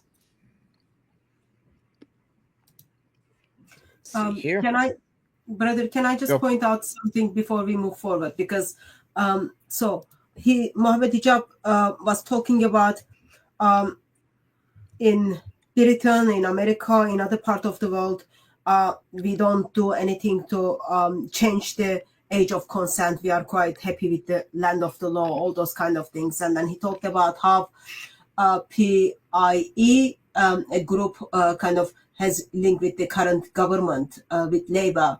They were actively trying to bring the age of the consent down.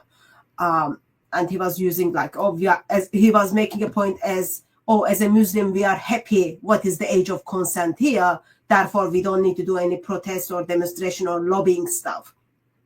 But one of the things he forgot to express to us that PIE stands for Pedophilia Information Exchange. So those are the group of people who already have sexual desires towards kids, lobbied back in like 1970s to 1980s to bring the age of consent down to 4.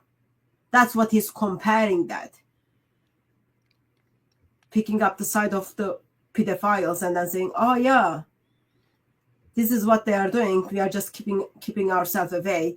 Even though my Muslim sisters in Iraq is being from very early age, they are gonna get raped, or from very early age in Yemen they are being raped, as well as in Afghanistan.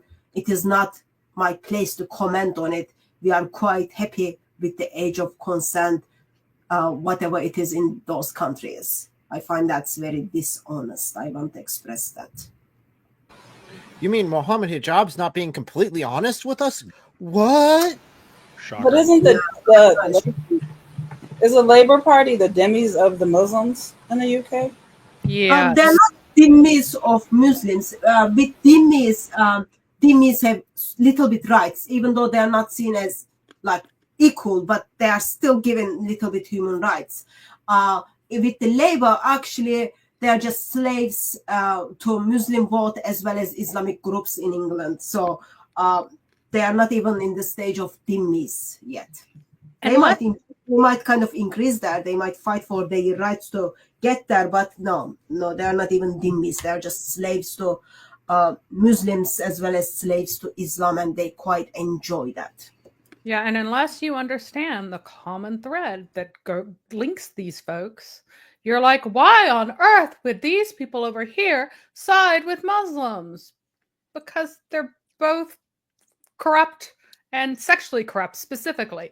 They both have really corrupt and disgusting sexual desires. Islam just hides it behind this facade of, oh, we're so modest. That's never been true in Islam.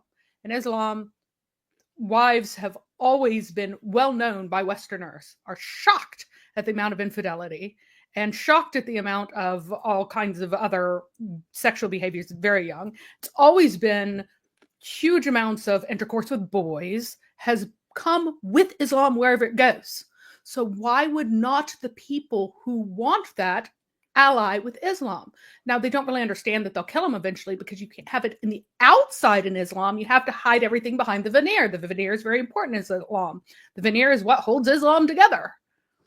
But they see those similarities and they're like, yeah, we're on that side. We're cool with you. You're deviants. We're deviants. Let's do it.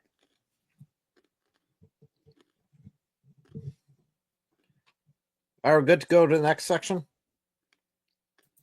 Yes, sorry about that. Yes. No, we're good. All good. Aisha being the age of 9 years old. An article of Islamic faith, is it one of the 5 pillars of Iman, or one of the 5? I will say this. I do believe in the historical account of 9 years old. And I personally believe it goes back to social and societal norms. I personally believe it's to do with how people define adulthood at that time, comparative to how we in most of the world define it in our time due to society. And someone will say, and this is the counter argument, well, didn't you say that your prophet was a prophet for all humankind? So how comes he's doing this and you're saying we shouldn't do it? The answer is the same prophet that told us this also told us that society changes. And he told us all of the rules. He told us all of the rules of how to deal with this changing society. For example, the principle of harm, the principle of necessity in Islam. La darar wa la dirar, la darar wa la idrar. These are all hadiths of the Prophet, that you cannot harm or reciprocate harm. And I would posture and wager. No harm in Islam, ladies and gentlemen. A 13. Yeah. No harm. I love how he's like, this is here. So the I'm not going to give you the full reference. Yeah, the actual standard of harm is described in Sharia as being the fear that you will rupture the parts of the girls. That is it. That is the standard of harm for intercourse with small children. That if the child is so small that you fear that you will rip apart her vagina and anus so that they become one opening permanently back then, because there was no surgery to fix anything, no matter what, it's going to horribly scar you. But that is the standard of harm. That does not change with society. That's a biological fact for different girls at different ages. And who determines whether or not this will cause her harm? Well, you just guess. And if you're wrong, then you pay. That's what it is. It's so important for them to have intercourse with prepubescent girls that you just hang around and wait and guess. When you think that her parts might not rupture, if you happen to be wrong, then you pay out for it. That is what the standard of no harm is. There is no capacity in Islam for the law to change from year to year. It has been established. It has always been established. There's no capacity. He's just lying about that. As far as her being 9 and that being considered adult, that is a filthy lie from the pit of hell where his prophet came from. That's what I was going to say. When he said, oh, well, you know, we have a different concept of adulthood. And then he goes, and I'm like, oh, is he going to raise the obvious objection? And he says, and so they will say, oh, but Muhammad is the standard. It's like, whoa, no, the first thing I would have said is it specifically talks about children and having sex with children and even prepubescent girls. This is not a different concept of adulthood, you liar. So, and there is a word for a little girl in Arabic that is used of Aisha at the affair of Ifk, which is when she is accused of being an adulteress. She is called a little girl, which is specific for a prepubescent, because she was prepubescent at this time when she was 14 years old. She had intercourse at 9. 5 years later, maybe because of sickness, maybe because of trauma, maybe because of malnourishment, because Muhammad underfed his wives because he had so many but needed to bribe people, so he just starved the ones that he wasn't with that night. She still had not gone through her first menstrual cycle. And so she was still a tiny little girl. And according to the Islamic sources, she was either late 14 years old to 16 when she finally had her cycle. So it has nothing to do. And that was considered adulthood in terms of biological adulthood. That is the definition in Islam. Legal adulthood is established at 9 only because Muhammad had sex with her at 9. Furthermore, whenever Ali had a tiny little daughter named Kulthum, she was asked for in marriage by Umar, who basically wanted a hostage to hold over Ali's head for good behavior. Ali objected, saying that she is too young. She's a tiny little girl. She's too young for marriage. Wait, does that mean that it was a normal back? If it was the norm, if it had been the norm, whenever Muhammad had intercourse with Aisha, he never would have made this objection. And what Umar comes back to him with is that, do you dare to refuse to do something that Muhammad established as being the sunnah? Do you dare say that the sunnah of Muhammad is not right? Do you dare withhold her from me on account of her age when Muhammad did not do that? And Muhammad was the one to introduce this into society, because before Islam, they had coming of age ceremonies in the council house in Mecca, where a girl would go and get a brand new underdress, and there'd be a big party and everything because she's come of age, and meaning that she's started her menstruation. And you do not have a ceremony for your menstrual cycle starting and you entering into a new phase of your life if you don't enter a new phase of your life at that time. So before, no marriage until your menstrual cycle started. Muhammad comes along and like, nah, you can bang anybody. Ali comes along and goes, no, she's too young. Umar says, no, Muhammad said you can bang anyone. You have to listen to Muhammad. He is the eternal standard. It's total fabrication, total deceit. And let me just read Sahih al-Bukhari 5133. Everyone, so Muhammad Hijab's defense, keep in mind, I mean, everything I've heard that he's saying here so far is a lie, or at least massively misleading. Everything he's saying in defense of his fake prophet.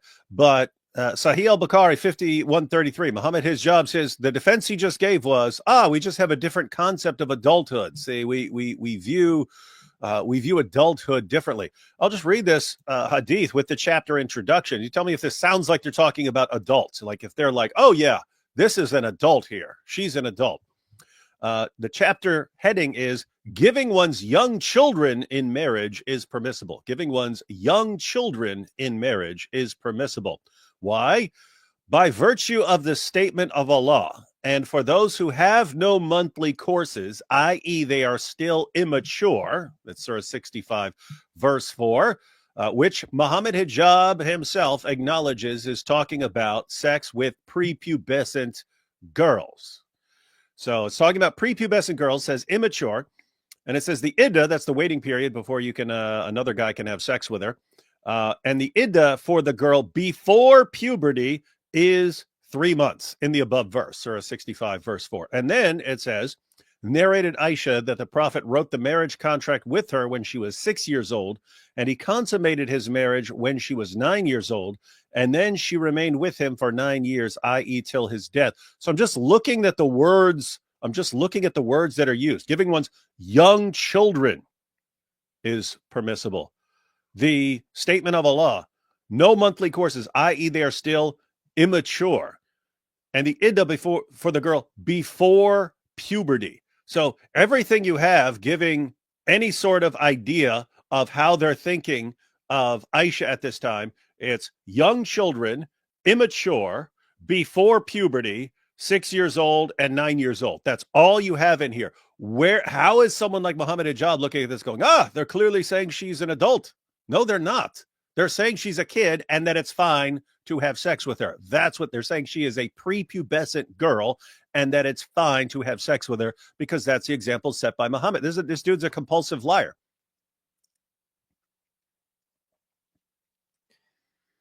Yeah, I think we've seen quite a few of his lies so far in this video, if we haven't pointed them out one after the other. 14 or 12, whatever it is, year old, 1,000 years ago, where they had a completely different upbringing and a completely different social structure, is completely different to what you do with them here, where they are mollycoddled and got sent to school every day, and they have a completely different lived experience.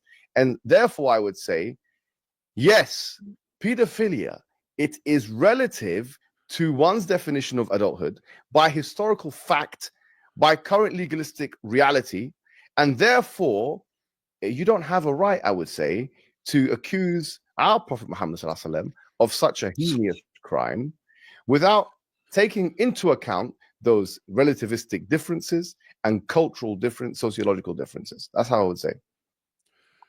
You mentioned Jesus, peace be upon him. He's full of crap there. He's full of crap there again, too. You can say, yes, societies have changed and so on over the if you're talking about sex with prepubescent girl, you're just in a different category. We have a category for that. It's called pedophile. You're I don't even know what to do here. It's like it would be like if Muhammad went around murdering 10 people and you say, oh, but concepts of murder have changed and therefore don't accuse him of murder because he had a different idea of murder. Murder's murder. Sex with a prepubescent girl is sex with a prepubescent girl. And so keep in mind, when you actually know what the Muslim sources say, because he's pretending that he doesn't. He's pretending to give an accurate account of them when we actually know what the sources say. If he's saying that this is relativistic, then he's saying there's actually nothing wrong with having sex with a 5-year-old girl. It's just your society may teach you that. That's not in the realm of something that is actually wrong. It's not actually wrong to have sex with a 5-year-old, a 6-year-old, whatever. It's not wrong. It's your society may teach you that it's wrong. And he's saying, okay, and it makes sense in a society that teaches that to kind of go along with their rule. But wait a minute. You're still saying at the end of the day that it's not wrong to have sex with a prepubescent girl. And you are the guys who want to make the laws of the future and to take over countries and establish the laws. So what are these guys planning down the road? But also keep in mind, if he's acknowledging that there's nothing wrong, there's nothing really wrong with having sex with a little girl, it's not wrong. What is our main objection to the grooming gang scandal in the UK? It's that these were young girls, right? It would be bad enough if they were doing it to grown women. It's especially evil and heinous because they're doing it to young girls. But according to Muhammad Hijab, there's actually nothing morally wrong with having sex with a young girl. It's nothing actually wrong with it. It's just your society may teach you. So basically, these guys are guilty of not submitting to the relative claims of their society. But they would not be doing anything wrong by having sex with a 9-year-old girl. Anything actually wrong, except for, it's frowned upon in that society. Another question on that regard is, if things are supposed to change with the culture and Muhammad commanded it, I mean, are Muslims supposed to be like getting wasted because the culture does? Or like, are Muslims supposed to be like half naked because the culture does? Like, where did Muhammad say this, and what does it apply to and not apply to? Because again, if he's supposed to be the moral standard for all humans for all time, that's one thing. And that seems to be what Islam supposedly tries to pull at times. At times it says, oh, he's just this time's prophet for these people. But, like, he's still supposed to be the best example, right? Like, where does this line get drawn according to Muhammad Hijab? It doesn't make sense. Not that Islam makes sense anyway, but... Oh, yeah, he's in full deception mode right now, right? Oh, and we will respect the laws of the land. No. Why is every single Dawa guy that you know of defending child marriage and sex with children? It's not just to defend Muhammad. If you just want to defend Muhammad, you wouldn't need to say it's okay to have sex with a 4-year-old or a 5-year-old and so on. But that's what they're saying. And so these are the same guys who Islam will eventually dominate the world and we will make the laws and so on. What are they going to do? Respect the laws of the land that they've just overthrown? Come on. Anyone take that seriously? I don't. Nope. But after all, they are definitely. We're proud of that. Yeah. So let's hit a little bit more here. Apparently not, because he's We lying about love it. and revere is one of the mightiest messages. What was that? Oh, I said he's apparently not proud of it because he's lying about it. You don't lie about things that you're proud of. Yeah, Muhammad Hijab is fiercely ashamed of his religion. He is ashamed of his prophet. He is ashamed of all of it, so he hides it. You're hiding! You're hiding, boy! And if you watch enough of his videos, you start seeing that sort of pattern where he will start with insults and then he'll try to go to the shock and awe. Like, oh, I'll say something really really edgy, and that'll prove that I know what I'm talking about. Those relativistic differences and cultural difference, sociological differences. That's how I would say. You mentioned Jesus, peace be upon him, who we love and revere, is one of the mightiest messengers sent for his people at his time. And now, if you make that argument that now, because he started off as he's love, he's peace, and so if he's 1 and 3 in the Trinity, he's God. So he's giving these orders, which you quoted numbers. Take the little ones for yourselves. Exactly. Wouldn't he also be the one that dictated that Mary, that she be 12 when she gave birth to Jesus? Yes, exactly. And there Whoa, are many, yes, many exactly. Two liars. Two liars. Double liars. Double Zabiba, Zabuba, lying liars from lying liar land. Welcome to Islam. I want everyone watching right there to notice. This is Eddie from the Dean Show and Muhammad Hijab. 2 Dawa champions of the world who respect and revere Mary and Jesus just flat out lied about them. Flat out lied. If you don't believe me, hey, Eddie, I'm calling you a liar to your face for just saying that Mary was 12 and that this is part of Christianity or something like that. Show us that. You lying liar from lying liar land, lying on liars get in free day. It's pathetic. Like, this is Dawa. Guys, we've watched, since I've been here, we've watched like a total of like a minute and a half. Every single thing they've said is a lie. Everything. And these are not random guys who, if you could find a random person who doesn't know any better, so he just makes things up as he goes along. These guys are like champions of Dawa. And this is what they do. Everything you ask them, everything they say, lie, lie, lie, lie, lie. And their fans go right to them. Oh, tell us more. They have developed a community that loves being lied to, and then they feed them the lies, and this makes them the heroes. This is, guys, that has been the awesome. whole thing of this entire video that we've watched. I mean, 11. We're like 11 minutes into it, and we have been doing this for 1 hour, almost 150, 1 hour and 15 minutes. But just taking apart what they have lied about every few seconds, you got to stop. Nope, that's not true. They don't actually have sources. They don't actually have references. Here's the truth behind it. And I would say, please show us in the Bible, Eddie, where Mary was 12. I would love to see that. Show us in the Bible.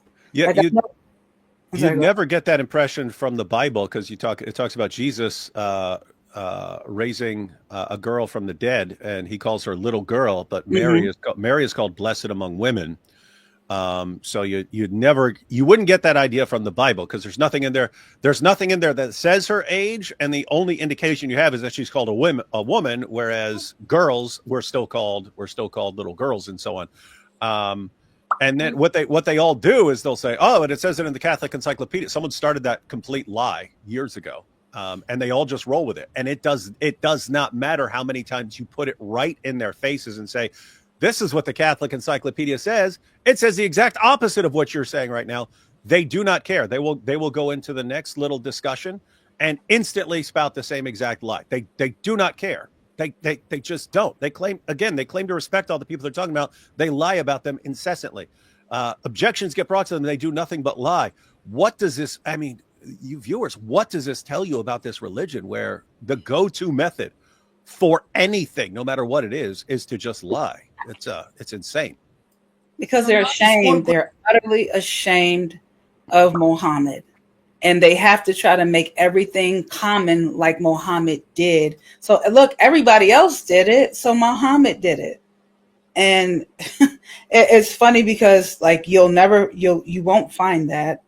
They don't love and respect Mary or Jesus. This guy, he cannot breathe without breathing out a lie. Nope. I'll just leave it there. Sorry. Can I point out something? When you love and respect someone, you will be very honest about them. So if I love and respect David Wood, I'll make sure when people say informations about it, I'll make sure that is accurate. When people are kind of stating something about Sister K, I would make sure people know what actually she said, what she did. So you wanted to make sure you are being very honest about what that person does and sees, because first of all, you love them. By default, you feel you've got to protect them, as well as you want truth is important. You want that information be as truth as it can be.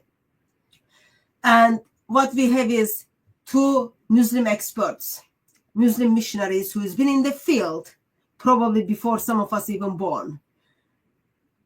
And they say they love Mary and Jesus. And then what is the next thing they do? Lie. They lie about them.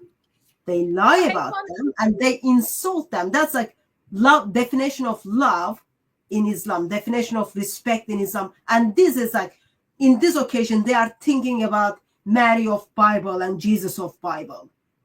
If they can easily do these things to these individuals whom they see very honorable, then what do you think they do to their loved ones? I wouldn't want to be Muslim at that occasion. Very, very dangerous thing. I love you, therefore I'm going to lie about you. I love you, therefore I'm going to disrespect you as much as I can, because no one ever keeps me accountable. Very disturbing. Well, I think that everything Hatun just said there, very important. Yes. We love Jesus more than you do. We love Mary more than you do. What do you do about them? Lie nonstop. Why? To defend Muhammad. So we call everyone pedophiles. That's what we do. Jesus is a pedophile. He commanded pedophilia. Moses, pedophile. Isaac, pedophile. Mary, husband Joseph, all pedophile. They're all pedophiles. And completely lying. But what Hatun's just pointing out there, ask Muslims who they reverence most. It's Muhammad and so on, but also, Jesus and so on. They lie about the people they claim to love most. What about their wives and so on? And then you say, okay, what about the people they don't like? Of course, they can lie to their wives. No. I mean about their wives. You could just say anything you want. If you can lie like this. But think about this. I mean, if they lie about the people they love most in the universe, what about the people they hate? What about the people they absolutely hate and despise? What is the Islamic definition of lying, though? The Islamic definition of lying is saying things that are offensive to someone that you shouldn't offend. That's what it is. That's really, whenever you dig down into it, the Islamic view of lying, which is the same as the pagan idea of lying among the Arabs. It was noted by the Greeks that the Arabs were the greatest liars in the world, was that truth is just what is pleasing to the hearer whom you wish to please. So you can lie about Muhammad. They lie about Muhammad all the time. They lied about Muhammad here. You can lie as long as it is pleasing. If Muhammad wasn't a pedophile, it would raise his reputation among certain groups of people. Therefore, you lie about him to those people. And that is truth. Everything's in backwards in Islam. Everything is the opposite of what it says it is. But what's important about as far as the age of Mary goes, whenever we look in the sources, not only is she called a woman, but she's traveling on her own authority places. She is under her own authority and under her own power. She is a grown adult in every way and described that way. She doesn't have a guardian because she is an adult living independently, as far as we can tell, certainly with no one to tell her what to do or where to go. And we find in the source that they try to bring up, which was written like 200 years. It's written in the late 2nd century, so it's almost 200 years after Jesus, to early 3rd century. It's written in response to a dude named Celsus. And this text specifically says that she was married at 12, and this is just being pulled out of their rear ends. It didn't actually happen, but that she was married at 12. Why?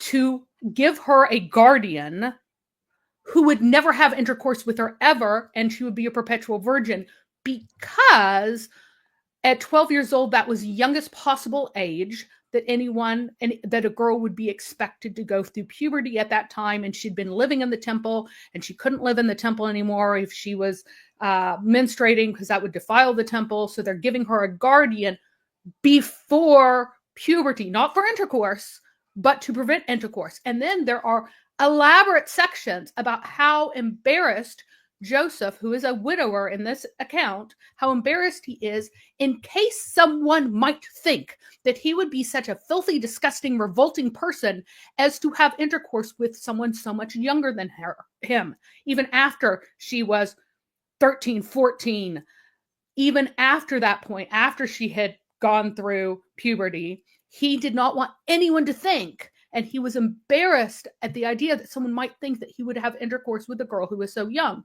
in this account. So what you have here is a comparison between, and in this account, Mary was 14 at the youngest when she gives birth, by the way, not 12. But what you have here is a comparison between Muhammad, who marries a girl at 6, has intercourse at 9, and is completely open and happy when he is in his 50s. He's 53. He is totally happy about this situation. And yet, and this is great. This is great. Huge age gap. She's a tiny child. It's great.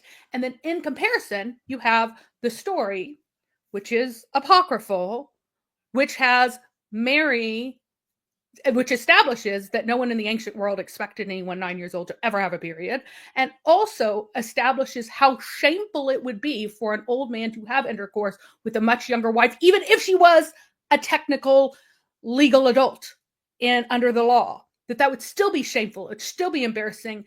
And so that's proof that didn't happen, because they never would have done anything so shameful, embarrassing, and disgusting.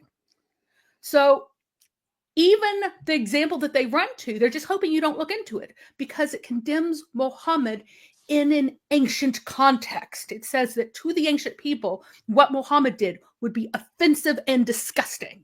and yet they want to say, oh, it's the same. No, it's not.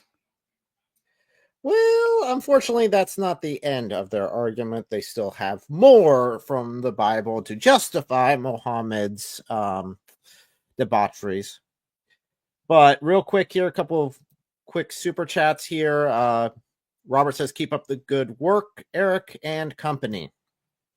We also have a question from Matthew here. What translation of the Quran would you recommend for apologetics with Muslims? Are they all pretty much the same, or are some better for the Islamic dilemma and exposing violence, etc.?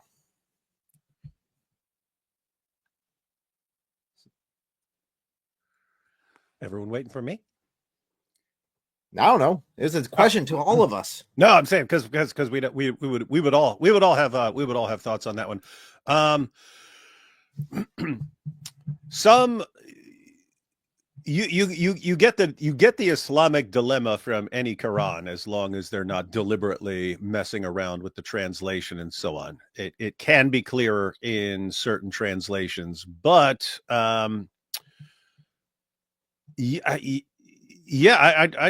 I'd kind of pick what your Muslim friends are. If you're talking to some particular Muslims, ask them ahead of time. Say, hey, what Quran translation do you use? And check it out. If it's not some weird Quran, I would say try to roll with that. But no, you get the Islamic dilemma. You can go to the Yusuf Ali. You got the Islamic dilemma there. You can go to the Shakir, the Pickthall. You get the Islamic dilemma from all of those. I guess for me, I use multiple, so I'll cross-reference. I'll use one specific translation for videos, but I'll go back through and look at multiple different ones to see if there's any big differences between them. One of the things is beneficial, I think, if you are doing face-to-face evangelism, have the Quran, one side is English, other side is Arabic, because which translation you use, they are going to say, oh, Arabic doesn't say this, Arabic doesn't say this, therefore Arabic is in your hand as well. And then in your personal study, it is helpful to underline the parts which you think like that's the word you want to emphasize. So when you show the Arabic, they will get to see the word you are talking as well. So I have Yusuf Ali, Muhsin Khan, and Sai International with me all the time, like in my kind of handbag. And whatever person, sometimes like they just say, oh, that's not good, then you just go with Yusuf Ali. Depend who you are talking to. And it's helpful to not only take the translation of the Quran, but get a couple of different Arabic Qurans as well. They are very helpful as well.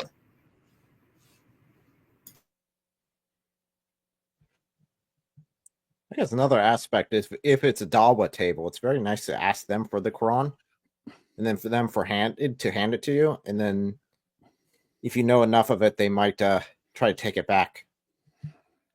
And do not give that to them.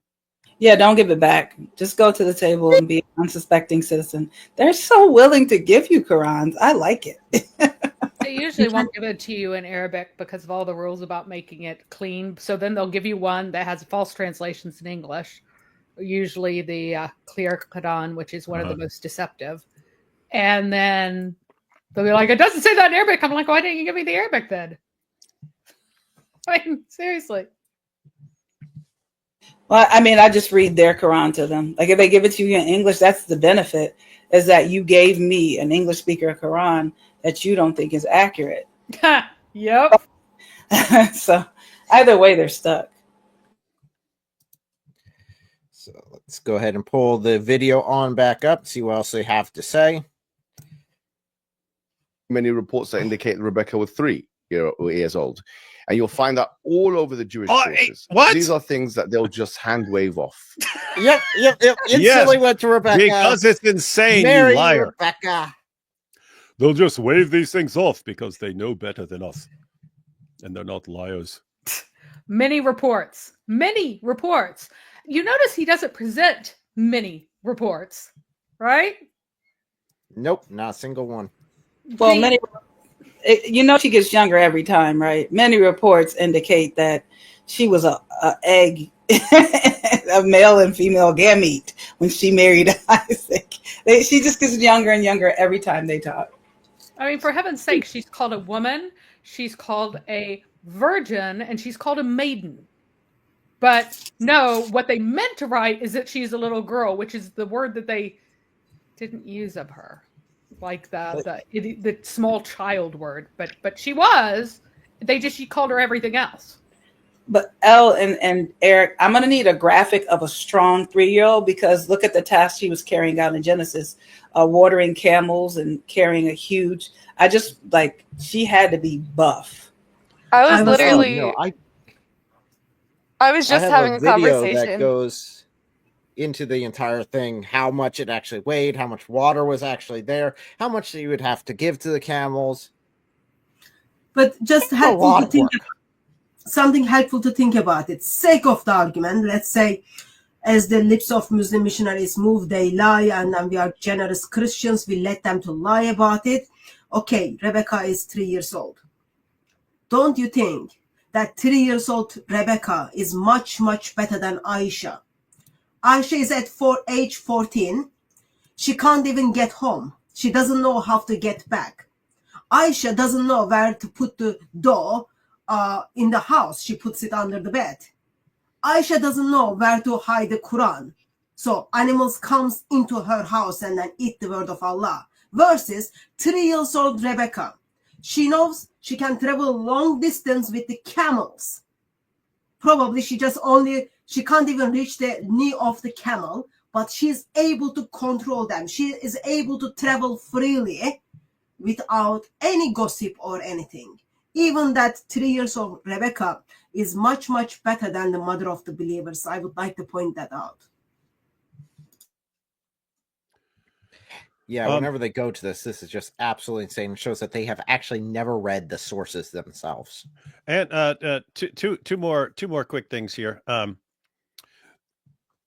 One, if Isaac had sex with a 3-year-old Rebecca, as none of us would believe for a second simply by reading the passages, but if Isaac had done that, we would say he's wrong. We don't believe that these prophets are perfect models of behavior.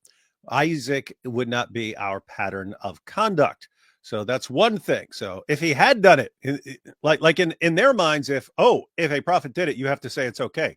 No, we don't. No, we don't. We can look at what King David does with Uriah and say, and that was bad. And guess what? The Bible says it was, and he stands condemned for what he did. We don't say, if someone did it in the Bible, therefore it's okay, and we all have to agree with it.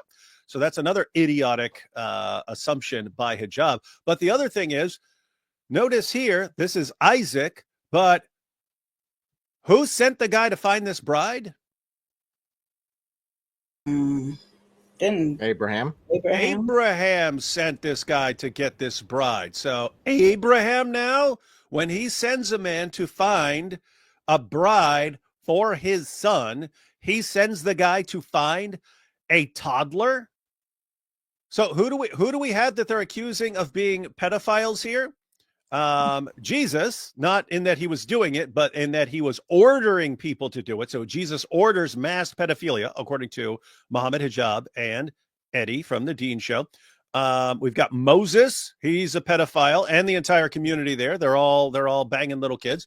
Now you've got Abraham and Isaac and Joseph, the husband of Mary, all pedophiles.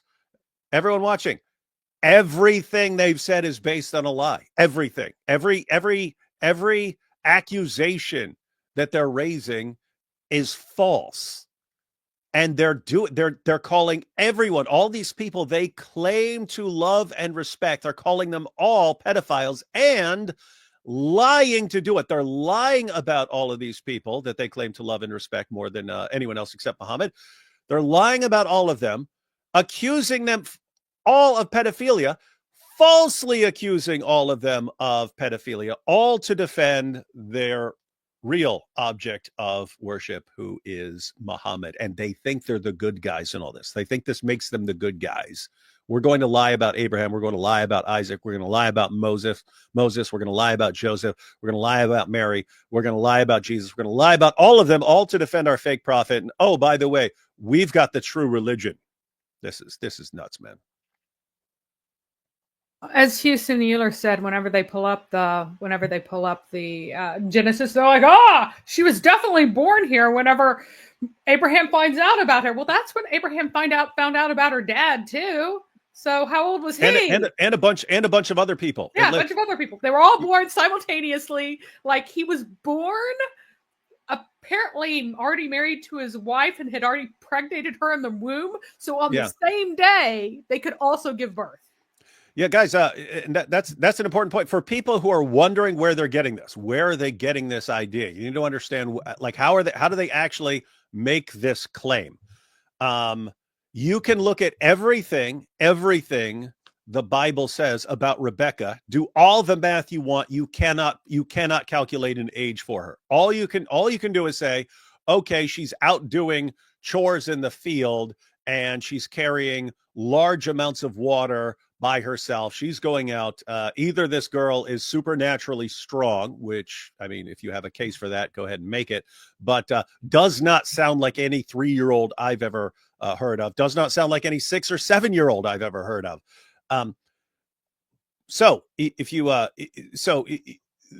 This is how they look at things. There's no indication you get from the text how old she is, except that she sounds like a teenager to me. That's what she sounds like. What do they do? How do they actually get an age of 3? Well, in order to do the math, they go to the end. And to be fair, there was a Jewish rabbi who did the same thing. That's where they get that. That's where you had the claim among the rabbis. You also had rabbis who said she was 10. You also had rabbis who said she was 14. What? Because there's no actual date. There's no actual age given. So you could claim anything you want. But there was a rabbi who did the exact same thing that Muslims insist upon when they try to do the math. They went, as Mary pointed out, you go to the end of Genesis 22, and it gives an update on what Abraham heard about his family, because he left home. He left home long before this, and he finally gets news from home about all the people that had been born. On that list of people who had been born since he had left was Rebecca. Lists Rebecca amongst a bunch of other people. And so what they say is, right when Abraham found out about this, that's when she was born. And so we can calculate the age from there. She was 3. Well, as Mary pointed out, there's not one word saying that that's right when she was born. It says this is when Abraham heard about who his relatives were. And if you want to say, that means that's when she was born, that's when all these people were born. And it makes no sense. You can't get all these relationships and all these births unless someone just boom, they all popped out like Russian nesting dolls or something like that. Anyway, it's just absolute insane nonsense. And everyone watch. I mean, think about this. These are the champions of Dawa. Yep, this is the best. Note the champions of Dawa are always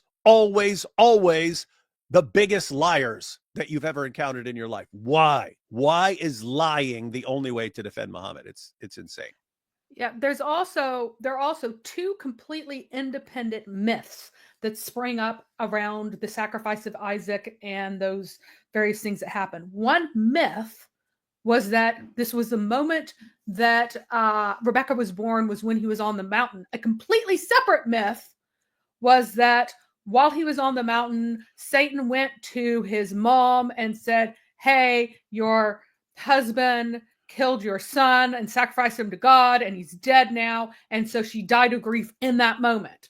And because there's a 3-year time period gap between when she died and when the son was sent out, or whenever the servant was sent out, they're like, Rebecca was 3 if you read these together. But these are 2 completely independent, hundreds of years apart, thousands of miles apart, where people made this up in the Middle Ages. And if you insist that whatever myth that people just make up is true and read them together, then you get her being 3.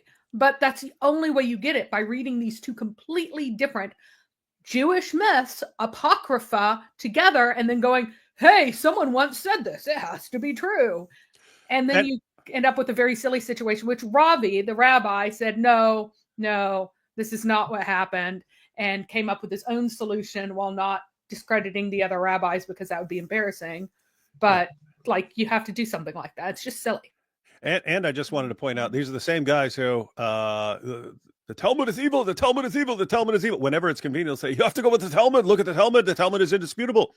So there's that. But here's the thing. But it's not even from the Talmud. It's like much later. It's like from the 500s to like one of the earlier one is like the 500s, and then the later one is like even later than that. Like, it's so late.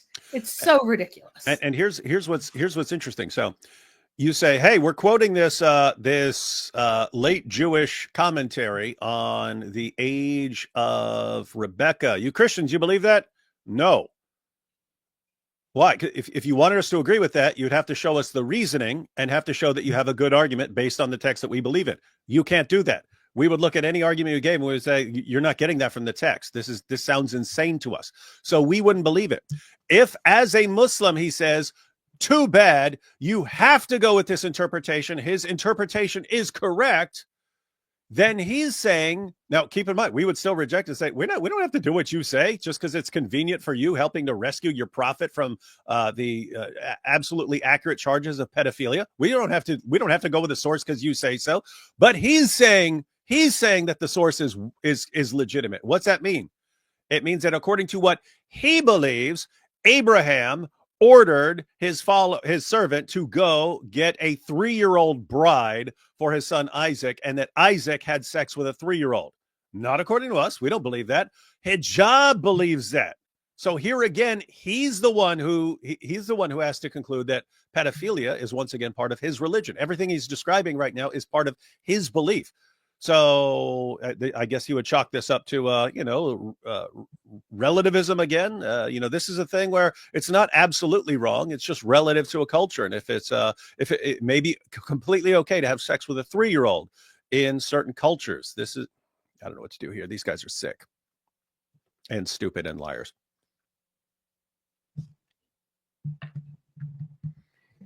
Well, again, whenever it comes to this topic, I have but one response. And that response is... Brother,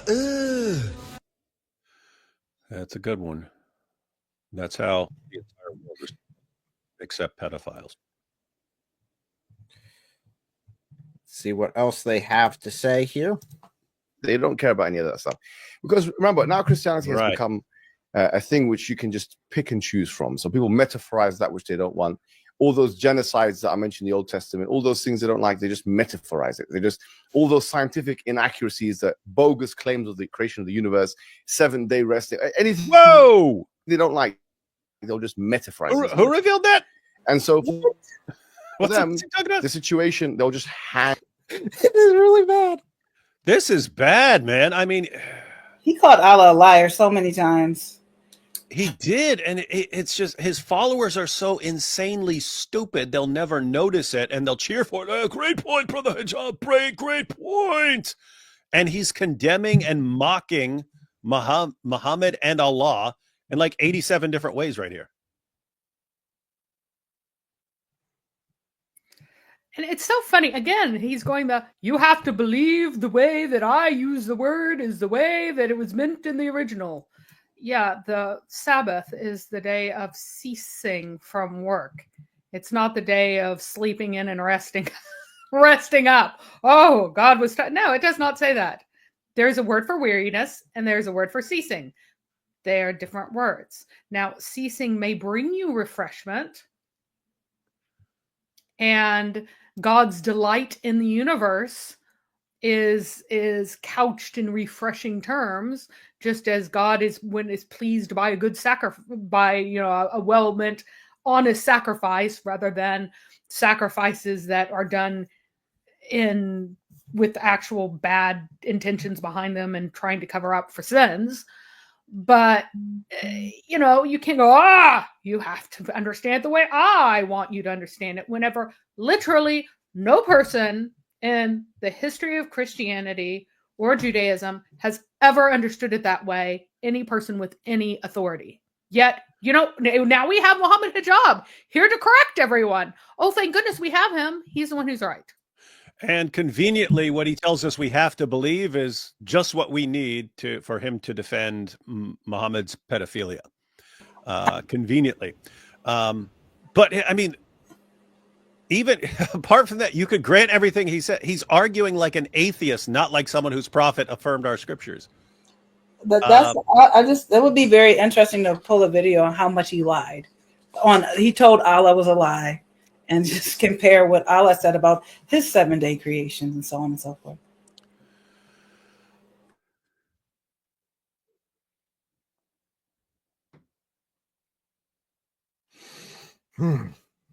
It's hard to keep track of the numbers of lies in these videos, but yeah, now you got me because I came in late. Now you got me wanting to go through the entire thing and count them all. Like how many lies? You would. Hey, there you go. You got a live stream there with AP. There you go. I might do that. Just ring the bell every time there's a lie. Ding. Screaming goat. Oh yeah, no, there you go. Take a shot every time. Every time Muhammad Hijab lies, and then we're dead by the end of the show. Throw liver and all. Completely unconscious.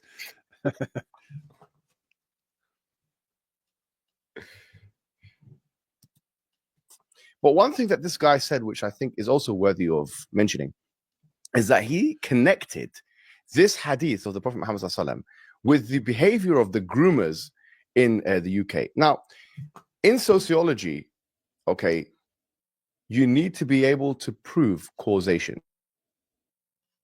If you want to make a causative, is the reason for B. It's the reason.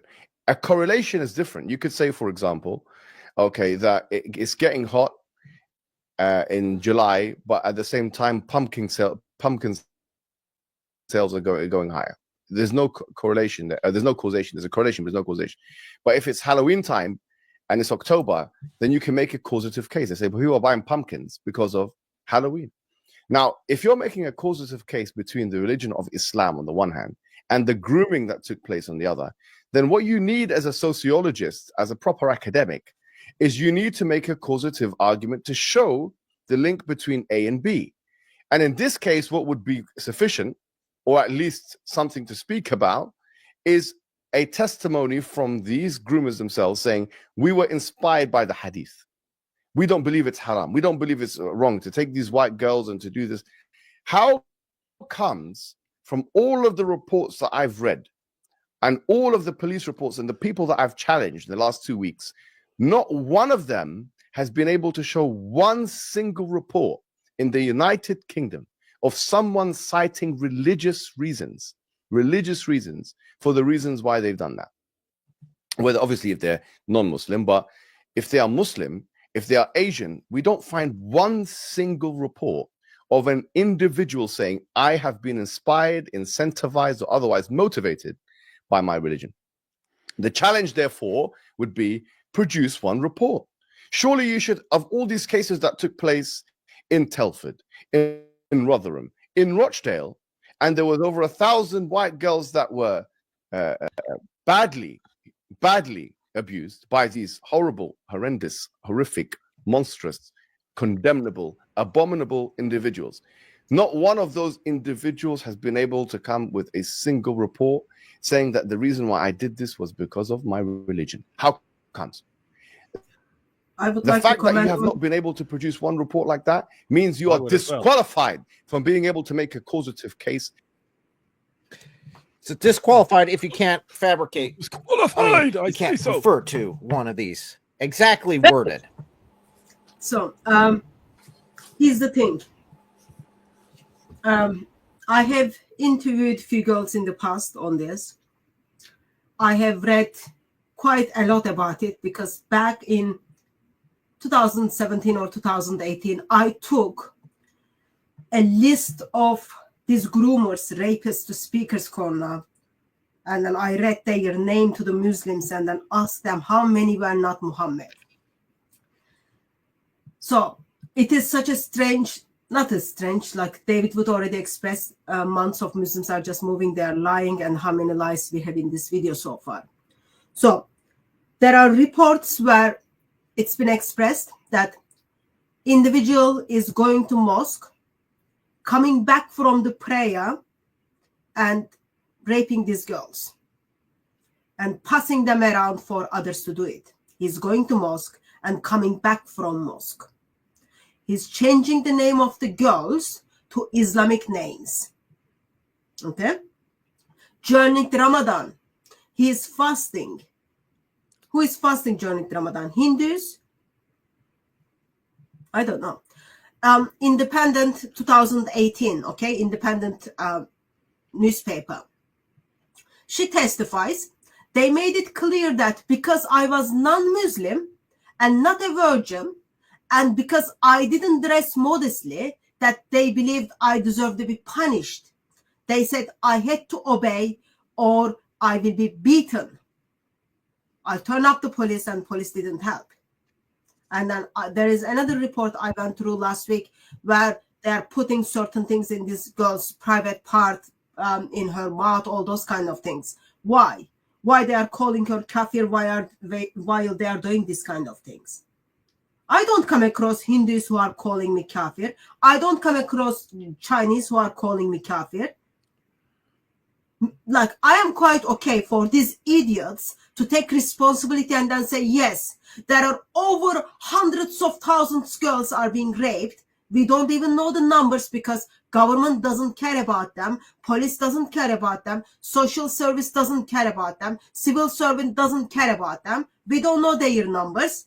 But when we look at the rapist, we know over 85% identify themselves as Muslim. Even when you go to these court hearings, they are turning to the judge and then say, oh, I don't recognize you as my judge. I need a Sharia judge. I'm quite okay for them to say, yes, there is a problem, and it seems it is coming from the Muslims intentionally towards these white girls. We don't know how to deal with it, but we can see there is a problem. Versus coming to the platforms and then lying, oh, it has nothing to do with Islam. Oh, provide this reference for me, provide this reference for me. They're just liars, and they're doing their part-time stripper job. Sorry, I was. You see, the problem is they didn't quote a reference and say, this is why I am doing it right here, this hadith right here, or this part of the Quran. That's how they'll get out of it. I can show all that to them. Yeah, so you don't need to be Einstein to figure out, okay, these people are identifying themselves as Muslim. These people are coming back from the prayer. These people are calling me because I am not dressed up, I am whore. These people are telling me, oh yeah, they can do to me whatever I want because I'm not Muslim. All that kind of thing. Okay. And then there is even testimony where she says, oh, if I become a Muslim, things will be easier for me. But in England, you just need to be Einstein to put all that together. What the ideology behind all these things? 84% of them are identified as Muslim men. What is they have in common? Not all of them has fingers. That's not what they have in common. They have in common the ideology. That ideology, or like, takes the value and dignity of woman as well as non-Muslim woman. Ideology simply treats them as, oh yeah, these are your right hand possessed ones. Do to them whatever you want to do. But in England, as I said, you need to be Einstein to just put that together, because, well, if you just express that, you just end up. Sorry, I just get annoyed with like their stupidness. Yes, it's pretty terrible. But think about this. So I guess Muhammad Hijab's idea there would be something like this. If they're not saying this is because of Islam, which we all know it, we all know exactly what it has to do with Islam. But if they're not saying it, I am doing this for Allah while begging you or something like this, then you just have no idea. And you should just assume that they're just random pedophiles, Now, here's the thing though, if these guys were just random pedophiles and they weren't concerned about their religion, wouldn't they be including Muslim girls in there? If they're people who don't care about their religion, then wouldn't they be grooming Muslim girls as well? Yeah. And who are they targeting? People? Yeah, they're targeting they're targeting the kafir girls and telling them that's why they're targeting and then them. telling them that's also significant, because the testimony from their own mouths is that we are doing this because you are not Muslim, and we are Muslim, and we do this to you. So my question to Muhammad Hijab is, what is the house of war, and what does it mean to be in the house of war? Tell me in what circumstances it would not be permissible to rape a woman in the house of war. They're not dhimmis because they're not under the protection of Islam. So they are considered enemy combatants at this point. And raping them is absolutely permissible in Islamic law. It is part of the warfare. They are to make them slaves once they have the opportunity, of which raping them is a part. If they can only rape them right now, well, then that's fine too. But the question is, are they doing it because they are Muslim? The answer is yes. Next question is, does Islam teach this as being within the bounds of correct behavior for Muslims? And the answer is also yes. So they are not going against their religion, and they are doing it because of their religious identity. Hello? If they are against enemy soldiers, which they consider literally your toddler on the street is their enemy soldier that they should destroy if they cannot submit your toddler to their dominance. If they are enemy soldiers, where is there an obligation in Islam to be honest to your enemies and not lie to them? The number one thing, there's a list of people you can lie to, and one of the number one things that you can do is you can lie in war. They're not going to say anything that disadvantages their campaign of warfare against your children. And that is so important to understand. It's because they're Muslim. It fits with Islamic identity, ideas, ideals, practices.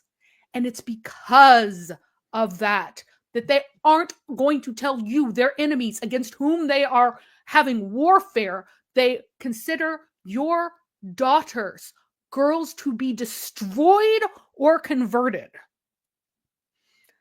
So why is he going, you can't find a verse that says do this exact thing? You can find an entire body of law and the testimony of the girls and the testimony of the men. And the simple pattern is, if you have eyes and you understand that is why this is happening.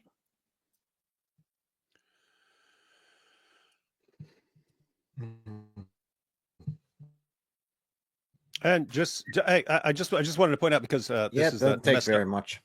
I just wanted to point out one more thing about how messed up this is. There are a few ideas that all weave together for how these guys believe that this is perfectly appropriate behavior. So one, as we all know, you've got the Quran, which talks about taking the women and girls captive, and that you can have sex with them. Doesn't matter if they're married, none of that matters. You take them captives and so on. So one, it's not just your wives that you're allowed to have sex with. Hijab has deceptively claimed that in his tweets. It's just your wives. What? We're not allowed to have sex with non-wives and so on. Total nonsense. He knows that's false. So one, that you take women and girls as your captives. Then you've got the idea that non-Muslims are the worst of creatures. They're in a different category of people. Surah 98 verse 6, that the Jews and the Christians and the polytheists and so on are the worst of creatures. We're inferior to dogs. We're inferior to pigs. We're inferior to insects. According to the Quran, Allah has no love for unbelievers. So how much does Allah care what you're doing to these girls? Do with them as you will. You've got that. But then third, the third main idea in all of this that justifies their behavior for them is that it's perfectly okay in Islam to view little girls as sexual partners. Why is that creepy? Guess what? The Dawah guys defend all this stuff. They defend all this stuff. They defend the claim that they can take captives in war. They defend the claim that you can have sex with little girls. They defend all the elements there. Now, all you can say at the end of the day is, well, this is different because we didn't go in and conquer them yet. And therefore, guess what? There's a reason for that.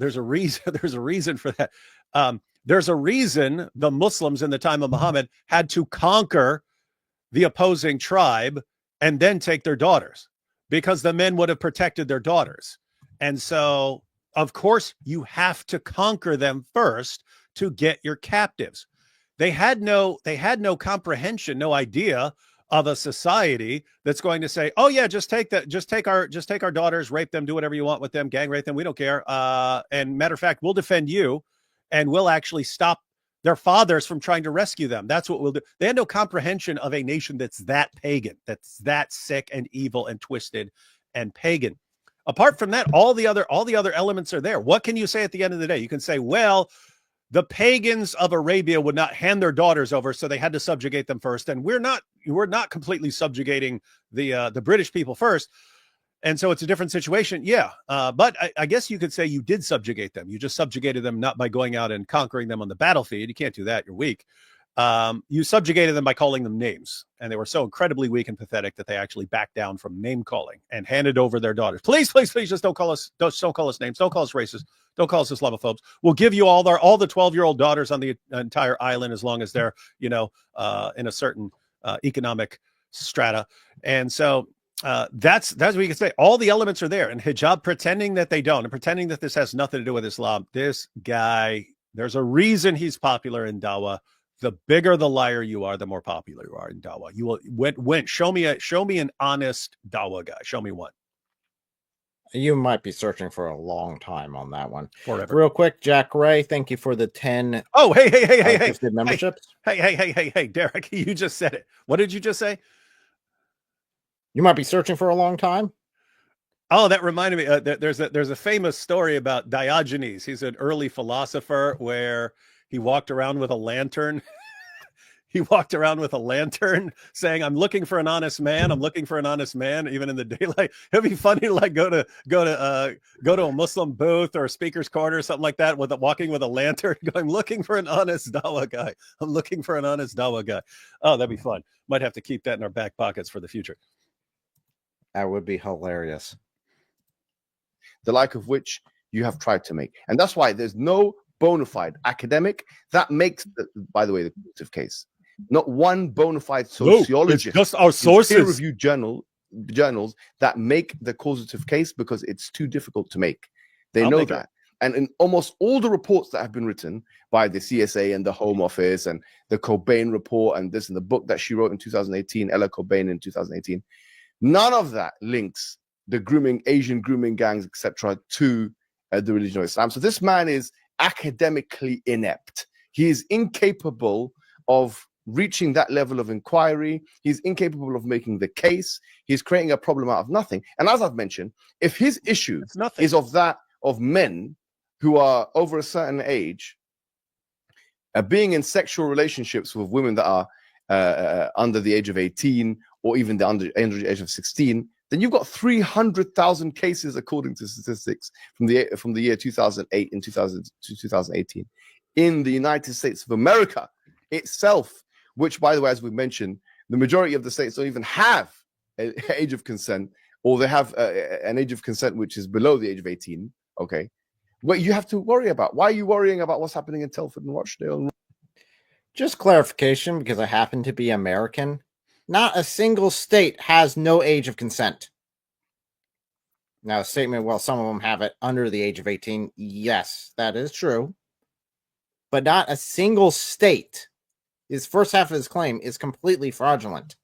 Not a single state has no age of consent. And I'm still waiting for him to try to explain to me how that justifies Muhammad's actions. It doesn't. There's no connection.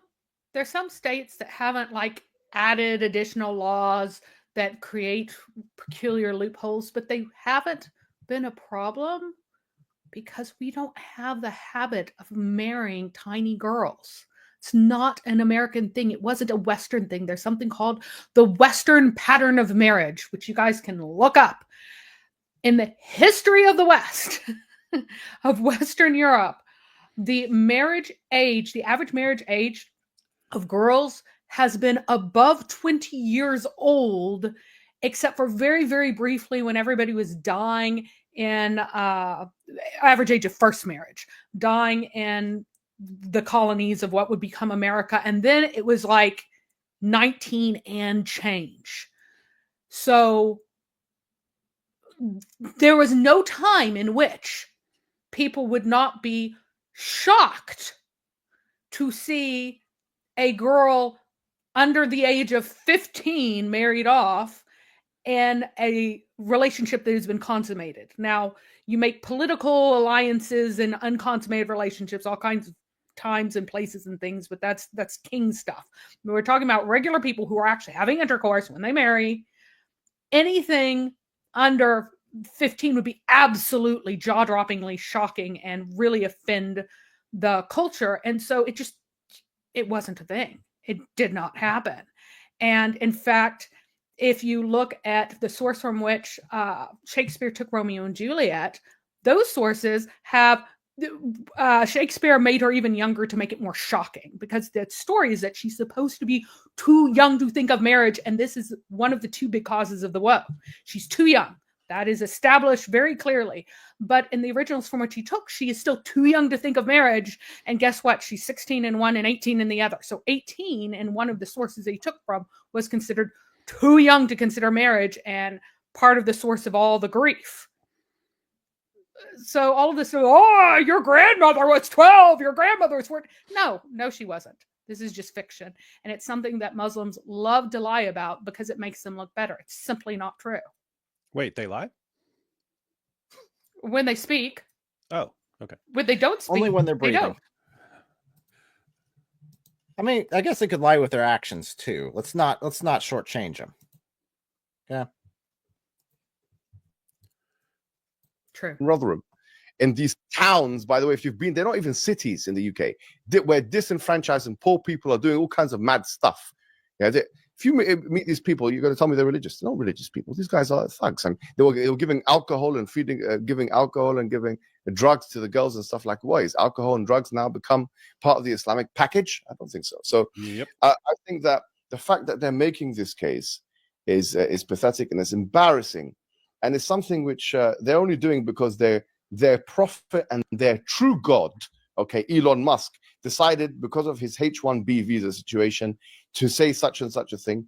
But there will be something coming out about Elon Musk which will shock the public, which I will be publishing on Thursday, which will shock the public. It's the most scandalous thing, and I'm keeping it with me. It will completely shock the British public. It will come out in 2 days. Did anyone in the British is he talking about Elon assigning someone to threaten him and to come after him when Elon's never heard of this guy in his entire life? Because I think he did this live stream and then he reposted this video, and that's when I saw it. Did you hear this? The British public will be shocked. No. Some of your stupid, insanely gullible followers will be shocked. No one else will be shocked by Elon. If anything, they will be shocked by how dumb your followers are. Because anyone who listens to that, Elon is conspiring against me and using his trillions of dollars to come after me. Anyone who's looking at that would say you're either a complete liar or you're insane if you actually believe that. But more so, they would look at anyone who believes that. They would say you have to be incomprehensibly stupid, and probably you'd have to be the offspring of 100 generations of first cousin marriage to be dumb enough to believe that. That's what would shock the British public, not that Elon is coming after you. One of the things it helps him is when he brings up those names and then, oh, poor me, I just attacked his family, and then no one knows who is that person, kind of inform me that someone is coming after me, please help me, and then here's my bank account. Here's how you can help me. It's just like It's just like Hamas becoming the leaders become billionaires and stuff, right? You get a bunch of dumb people. You paint yourself as a victim, and they start sending you piles of stuff and money and stuff. It works for them. Like in his mind, like, oh, it is giving me a platform. Even Elon Musk is talking about me. all that. I'm just like, come on, man. Like, remember, like, do you remember, David? This is the very guy who sent his gangs after that Mufti Abu Layth. Birmingham. Yeah, so he sent like his gangs after him. His gangs went into his house while kids are in, and then he's just like, oh, poor me. You can't blame us. We've got gangs in everywhere. Just be careful what you say. That's like how he's kind of getting famous. As you can see, like within 17 minutes, he lied after lie, one lie and the second line, and then it went on and on, lots of lies. So he doesn't know anything about Islam. He doesn't know anything about Christianity. So now this is the way he's just like getting platforms and then spreading this wonderful Islam. Going to be a good year, I think. Oh yeah, this is starting it off this way. Oh boy, we've got so many already just falling apart one after the other. So that was the entirety of the video. It's like 5 seconds left where it just goes off on Elon Musk a little bit more and then makes some more false claims, but I think we'll leave it there. So, what have you guys learned from this wonderful man called Mohammed Hijab, sharing so much of his knowledge with us? I'll start that Dawa guys are completely, utterly, totally compulsive liars, and their fans are the most gullible bunch of morons the world has ever seen. That's what I've learned. Agreed. They are very much liars. Their lips is moving. They are lying. That's how you kind of assess whether they are lying or not. And they're with their lies, they're able to keep lots of people stuck in Islam. So the good thing is there are lots of Christians out there who are ready to preach the gospel and then take them out of Islam. Otherwise, it's just like he's not only like lying when he breathes out and in, he's lying the moment his lips are moving. He has not learned anything from any of the debates he's done, for any of the readings he's done. He's just like idiot. Yeah, and it actually has, you get to earn money, with those lies. Like, I received a terrible email that was threatening my life from Michael Jackson's ghost, and I'll expose it this Friday. But make sure you send something to my my Cash App in order for me to do that. Well, it's not his fault if Jews are not paying him. See? Come on, yeah, David, you can tell him how he can get paid since you are paid by you can get paid. Hang on, let me see. What do I got here? So I got it. Oh yeah. I got the shekels right here. What? They pay shekels. Hijab. You don't have to lie to get the shekels. Just get on the A team. Did they make it rain on you, David? They make it rain. Look at this. Do it. Look at this. If I'd have known I'd have done this, I'd have brought way more shekels back from Israel with me so I could make it rain on myself. But yeah, I forgot. But you would have had to claim it through customs, so that's why you didn't bring it back. You just had them wire it to you. I got you. Next time, I'm going to bring back a big pile of shekels, and instead of having like Smiles to Jenna, grape me in the mouth like Ali Dawa, I'll have someone standing over and making it rain shekels on me while I'm talking. Or Shake Your Booty could have some money rain on him. Shake your booty in the club. Shake your booty. booty. I'd say what I've learned from this is no matter what, you're going to get thrown on the bus as soon as it's convenient, no matter who you are. I do appreciate, though, them saying the silent part out loud, considering how many times they said, we respect Jesus. We love him more than Christians do. Well, until it becomes inconvenient, then you're just throwing them under the bus as soon as possible, as well as Allah, as well as Moses, anyone there, just throw them under the bus as quick as possible. And I just wanted to add to that. Eric, along those lines, this is what Muhammad is actually to them. They claim to respect everyone. They only care about one guy. Everything in their entire religion, everything is just about one guy. They say, oh, but we believe in God. Yeah, but God basically tells you as this religion, your entire universe has to revolve around this one guy.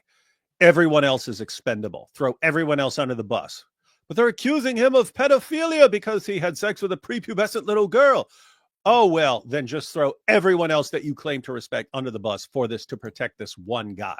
They have an entire religion that is where the entire universe, everything in their religion revolves around one guy. He is the star at the middle of their entire universe, and everything revolves around that one guy.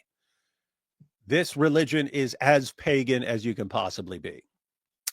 The chief export of Saudi Arabia is paganism, and we can see it every day.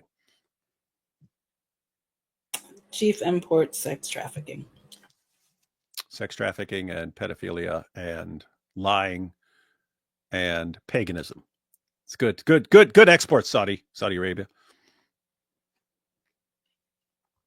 Anyone else want to add their thoughts, or did we already sum it up? I think we summed it up. Yeah, the only thing that I would add is that they even lie about Muhammad. So they lie about everyone. They lie about everything. They say whatever is pleasing, but trick they them. lie to defend Muhammad. They lie to falsely Mhm. accuse everyone else. They accuse everyone else. They defend Muhammad, and they lie about Muhammad and what he does to defend him until you get in Islam, and then you're trapped, and they'll kill you if you leave, and then they tell you the truth. Mm-hmm.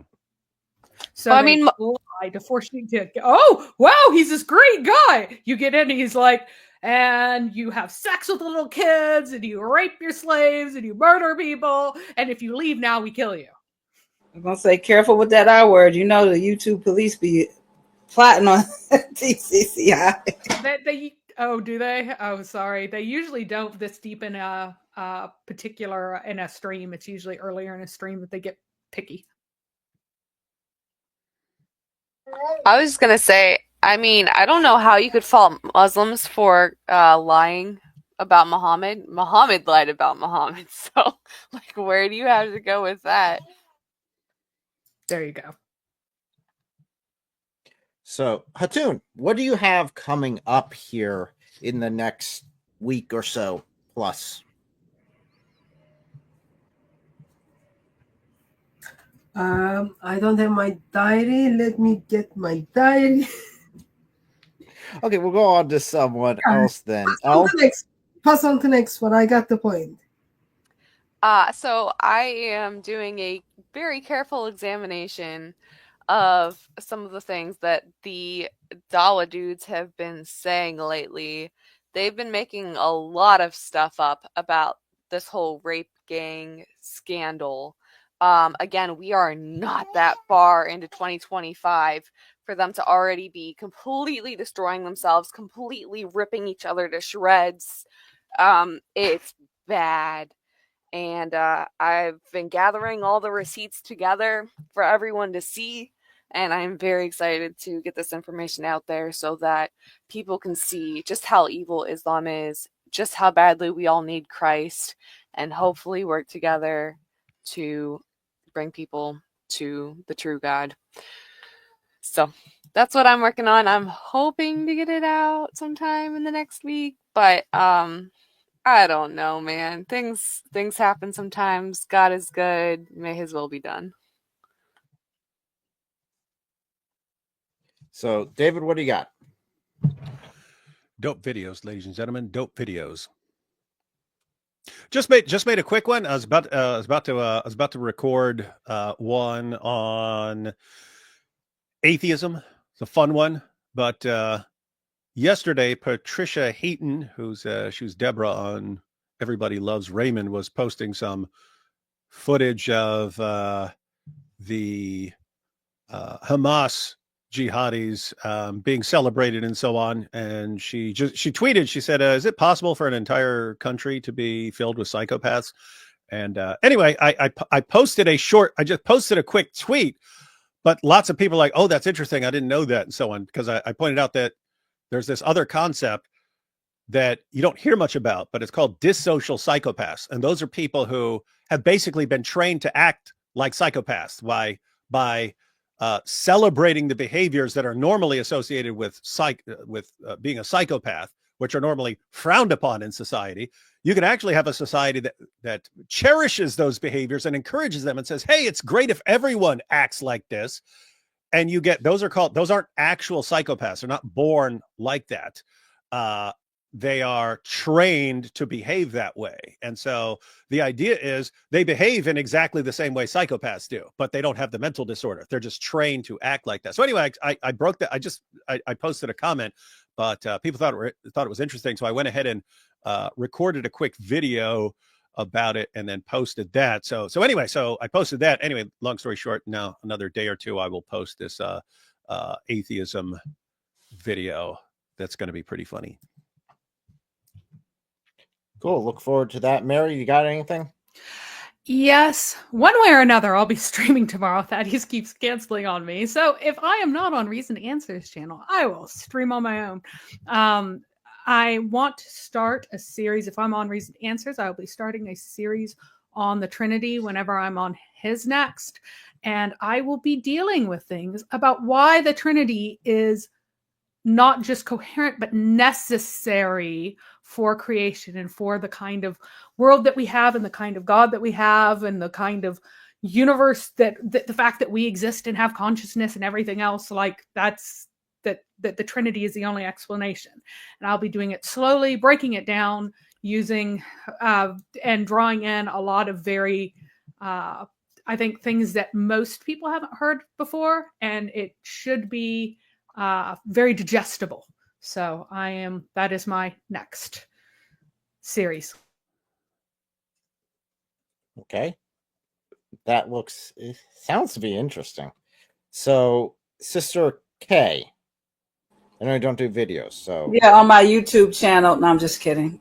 Anything you want to mention before I bounce back to Hatun? Hopefully she's got in over a week, I should be a part of a stream with Brother John and others that are on this stream about the myth of Andalusian paradise. Other than that, I have not. I mean, usually you can find me in another form of self on Clubhouse. And that's about it. I'm doing rooms regarding Hebrew Israelites, oneness, but it's sporadic. So yeah, that's about it. So, Hatun, did you check your diary yet? Yeah. Dear diary. One of the YouTube channels Sister K is called Hatun Racist because she's got black eyebrows. So check that channel out. So what I have is I've got a couple of live streams are coming. I've got Day of Evangelism is coming Friday, as well as I'm doing some discipleship program with some ex-Muslims all the way from Asia, not Pakistan, doesn't have any link with the grooming gangs. This is like normal Asia. So that's what is coming this week.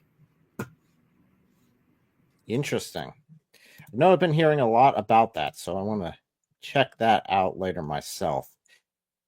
So for me, later today, in about an hour, so I need to finish making sure he's all set up, I'll be joining Truth Defenders on his new channel, talking about the 800s, the year of the spiritually dead, why there are so many cults coming out of that time frame.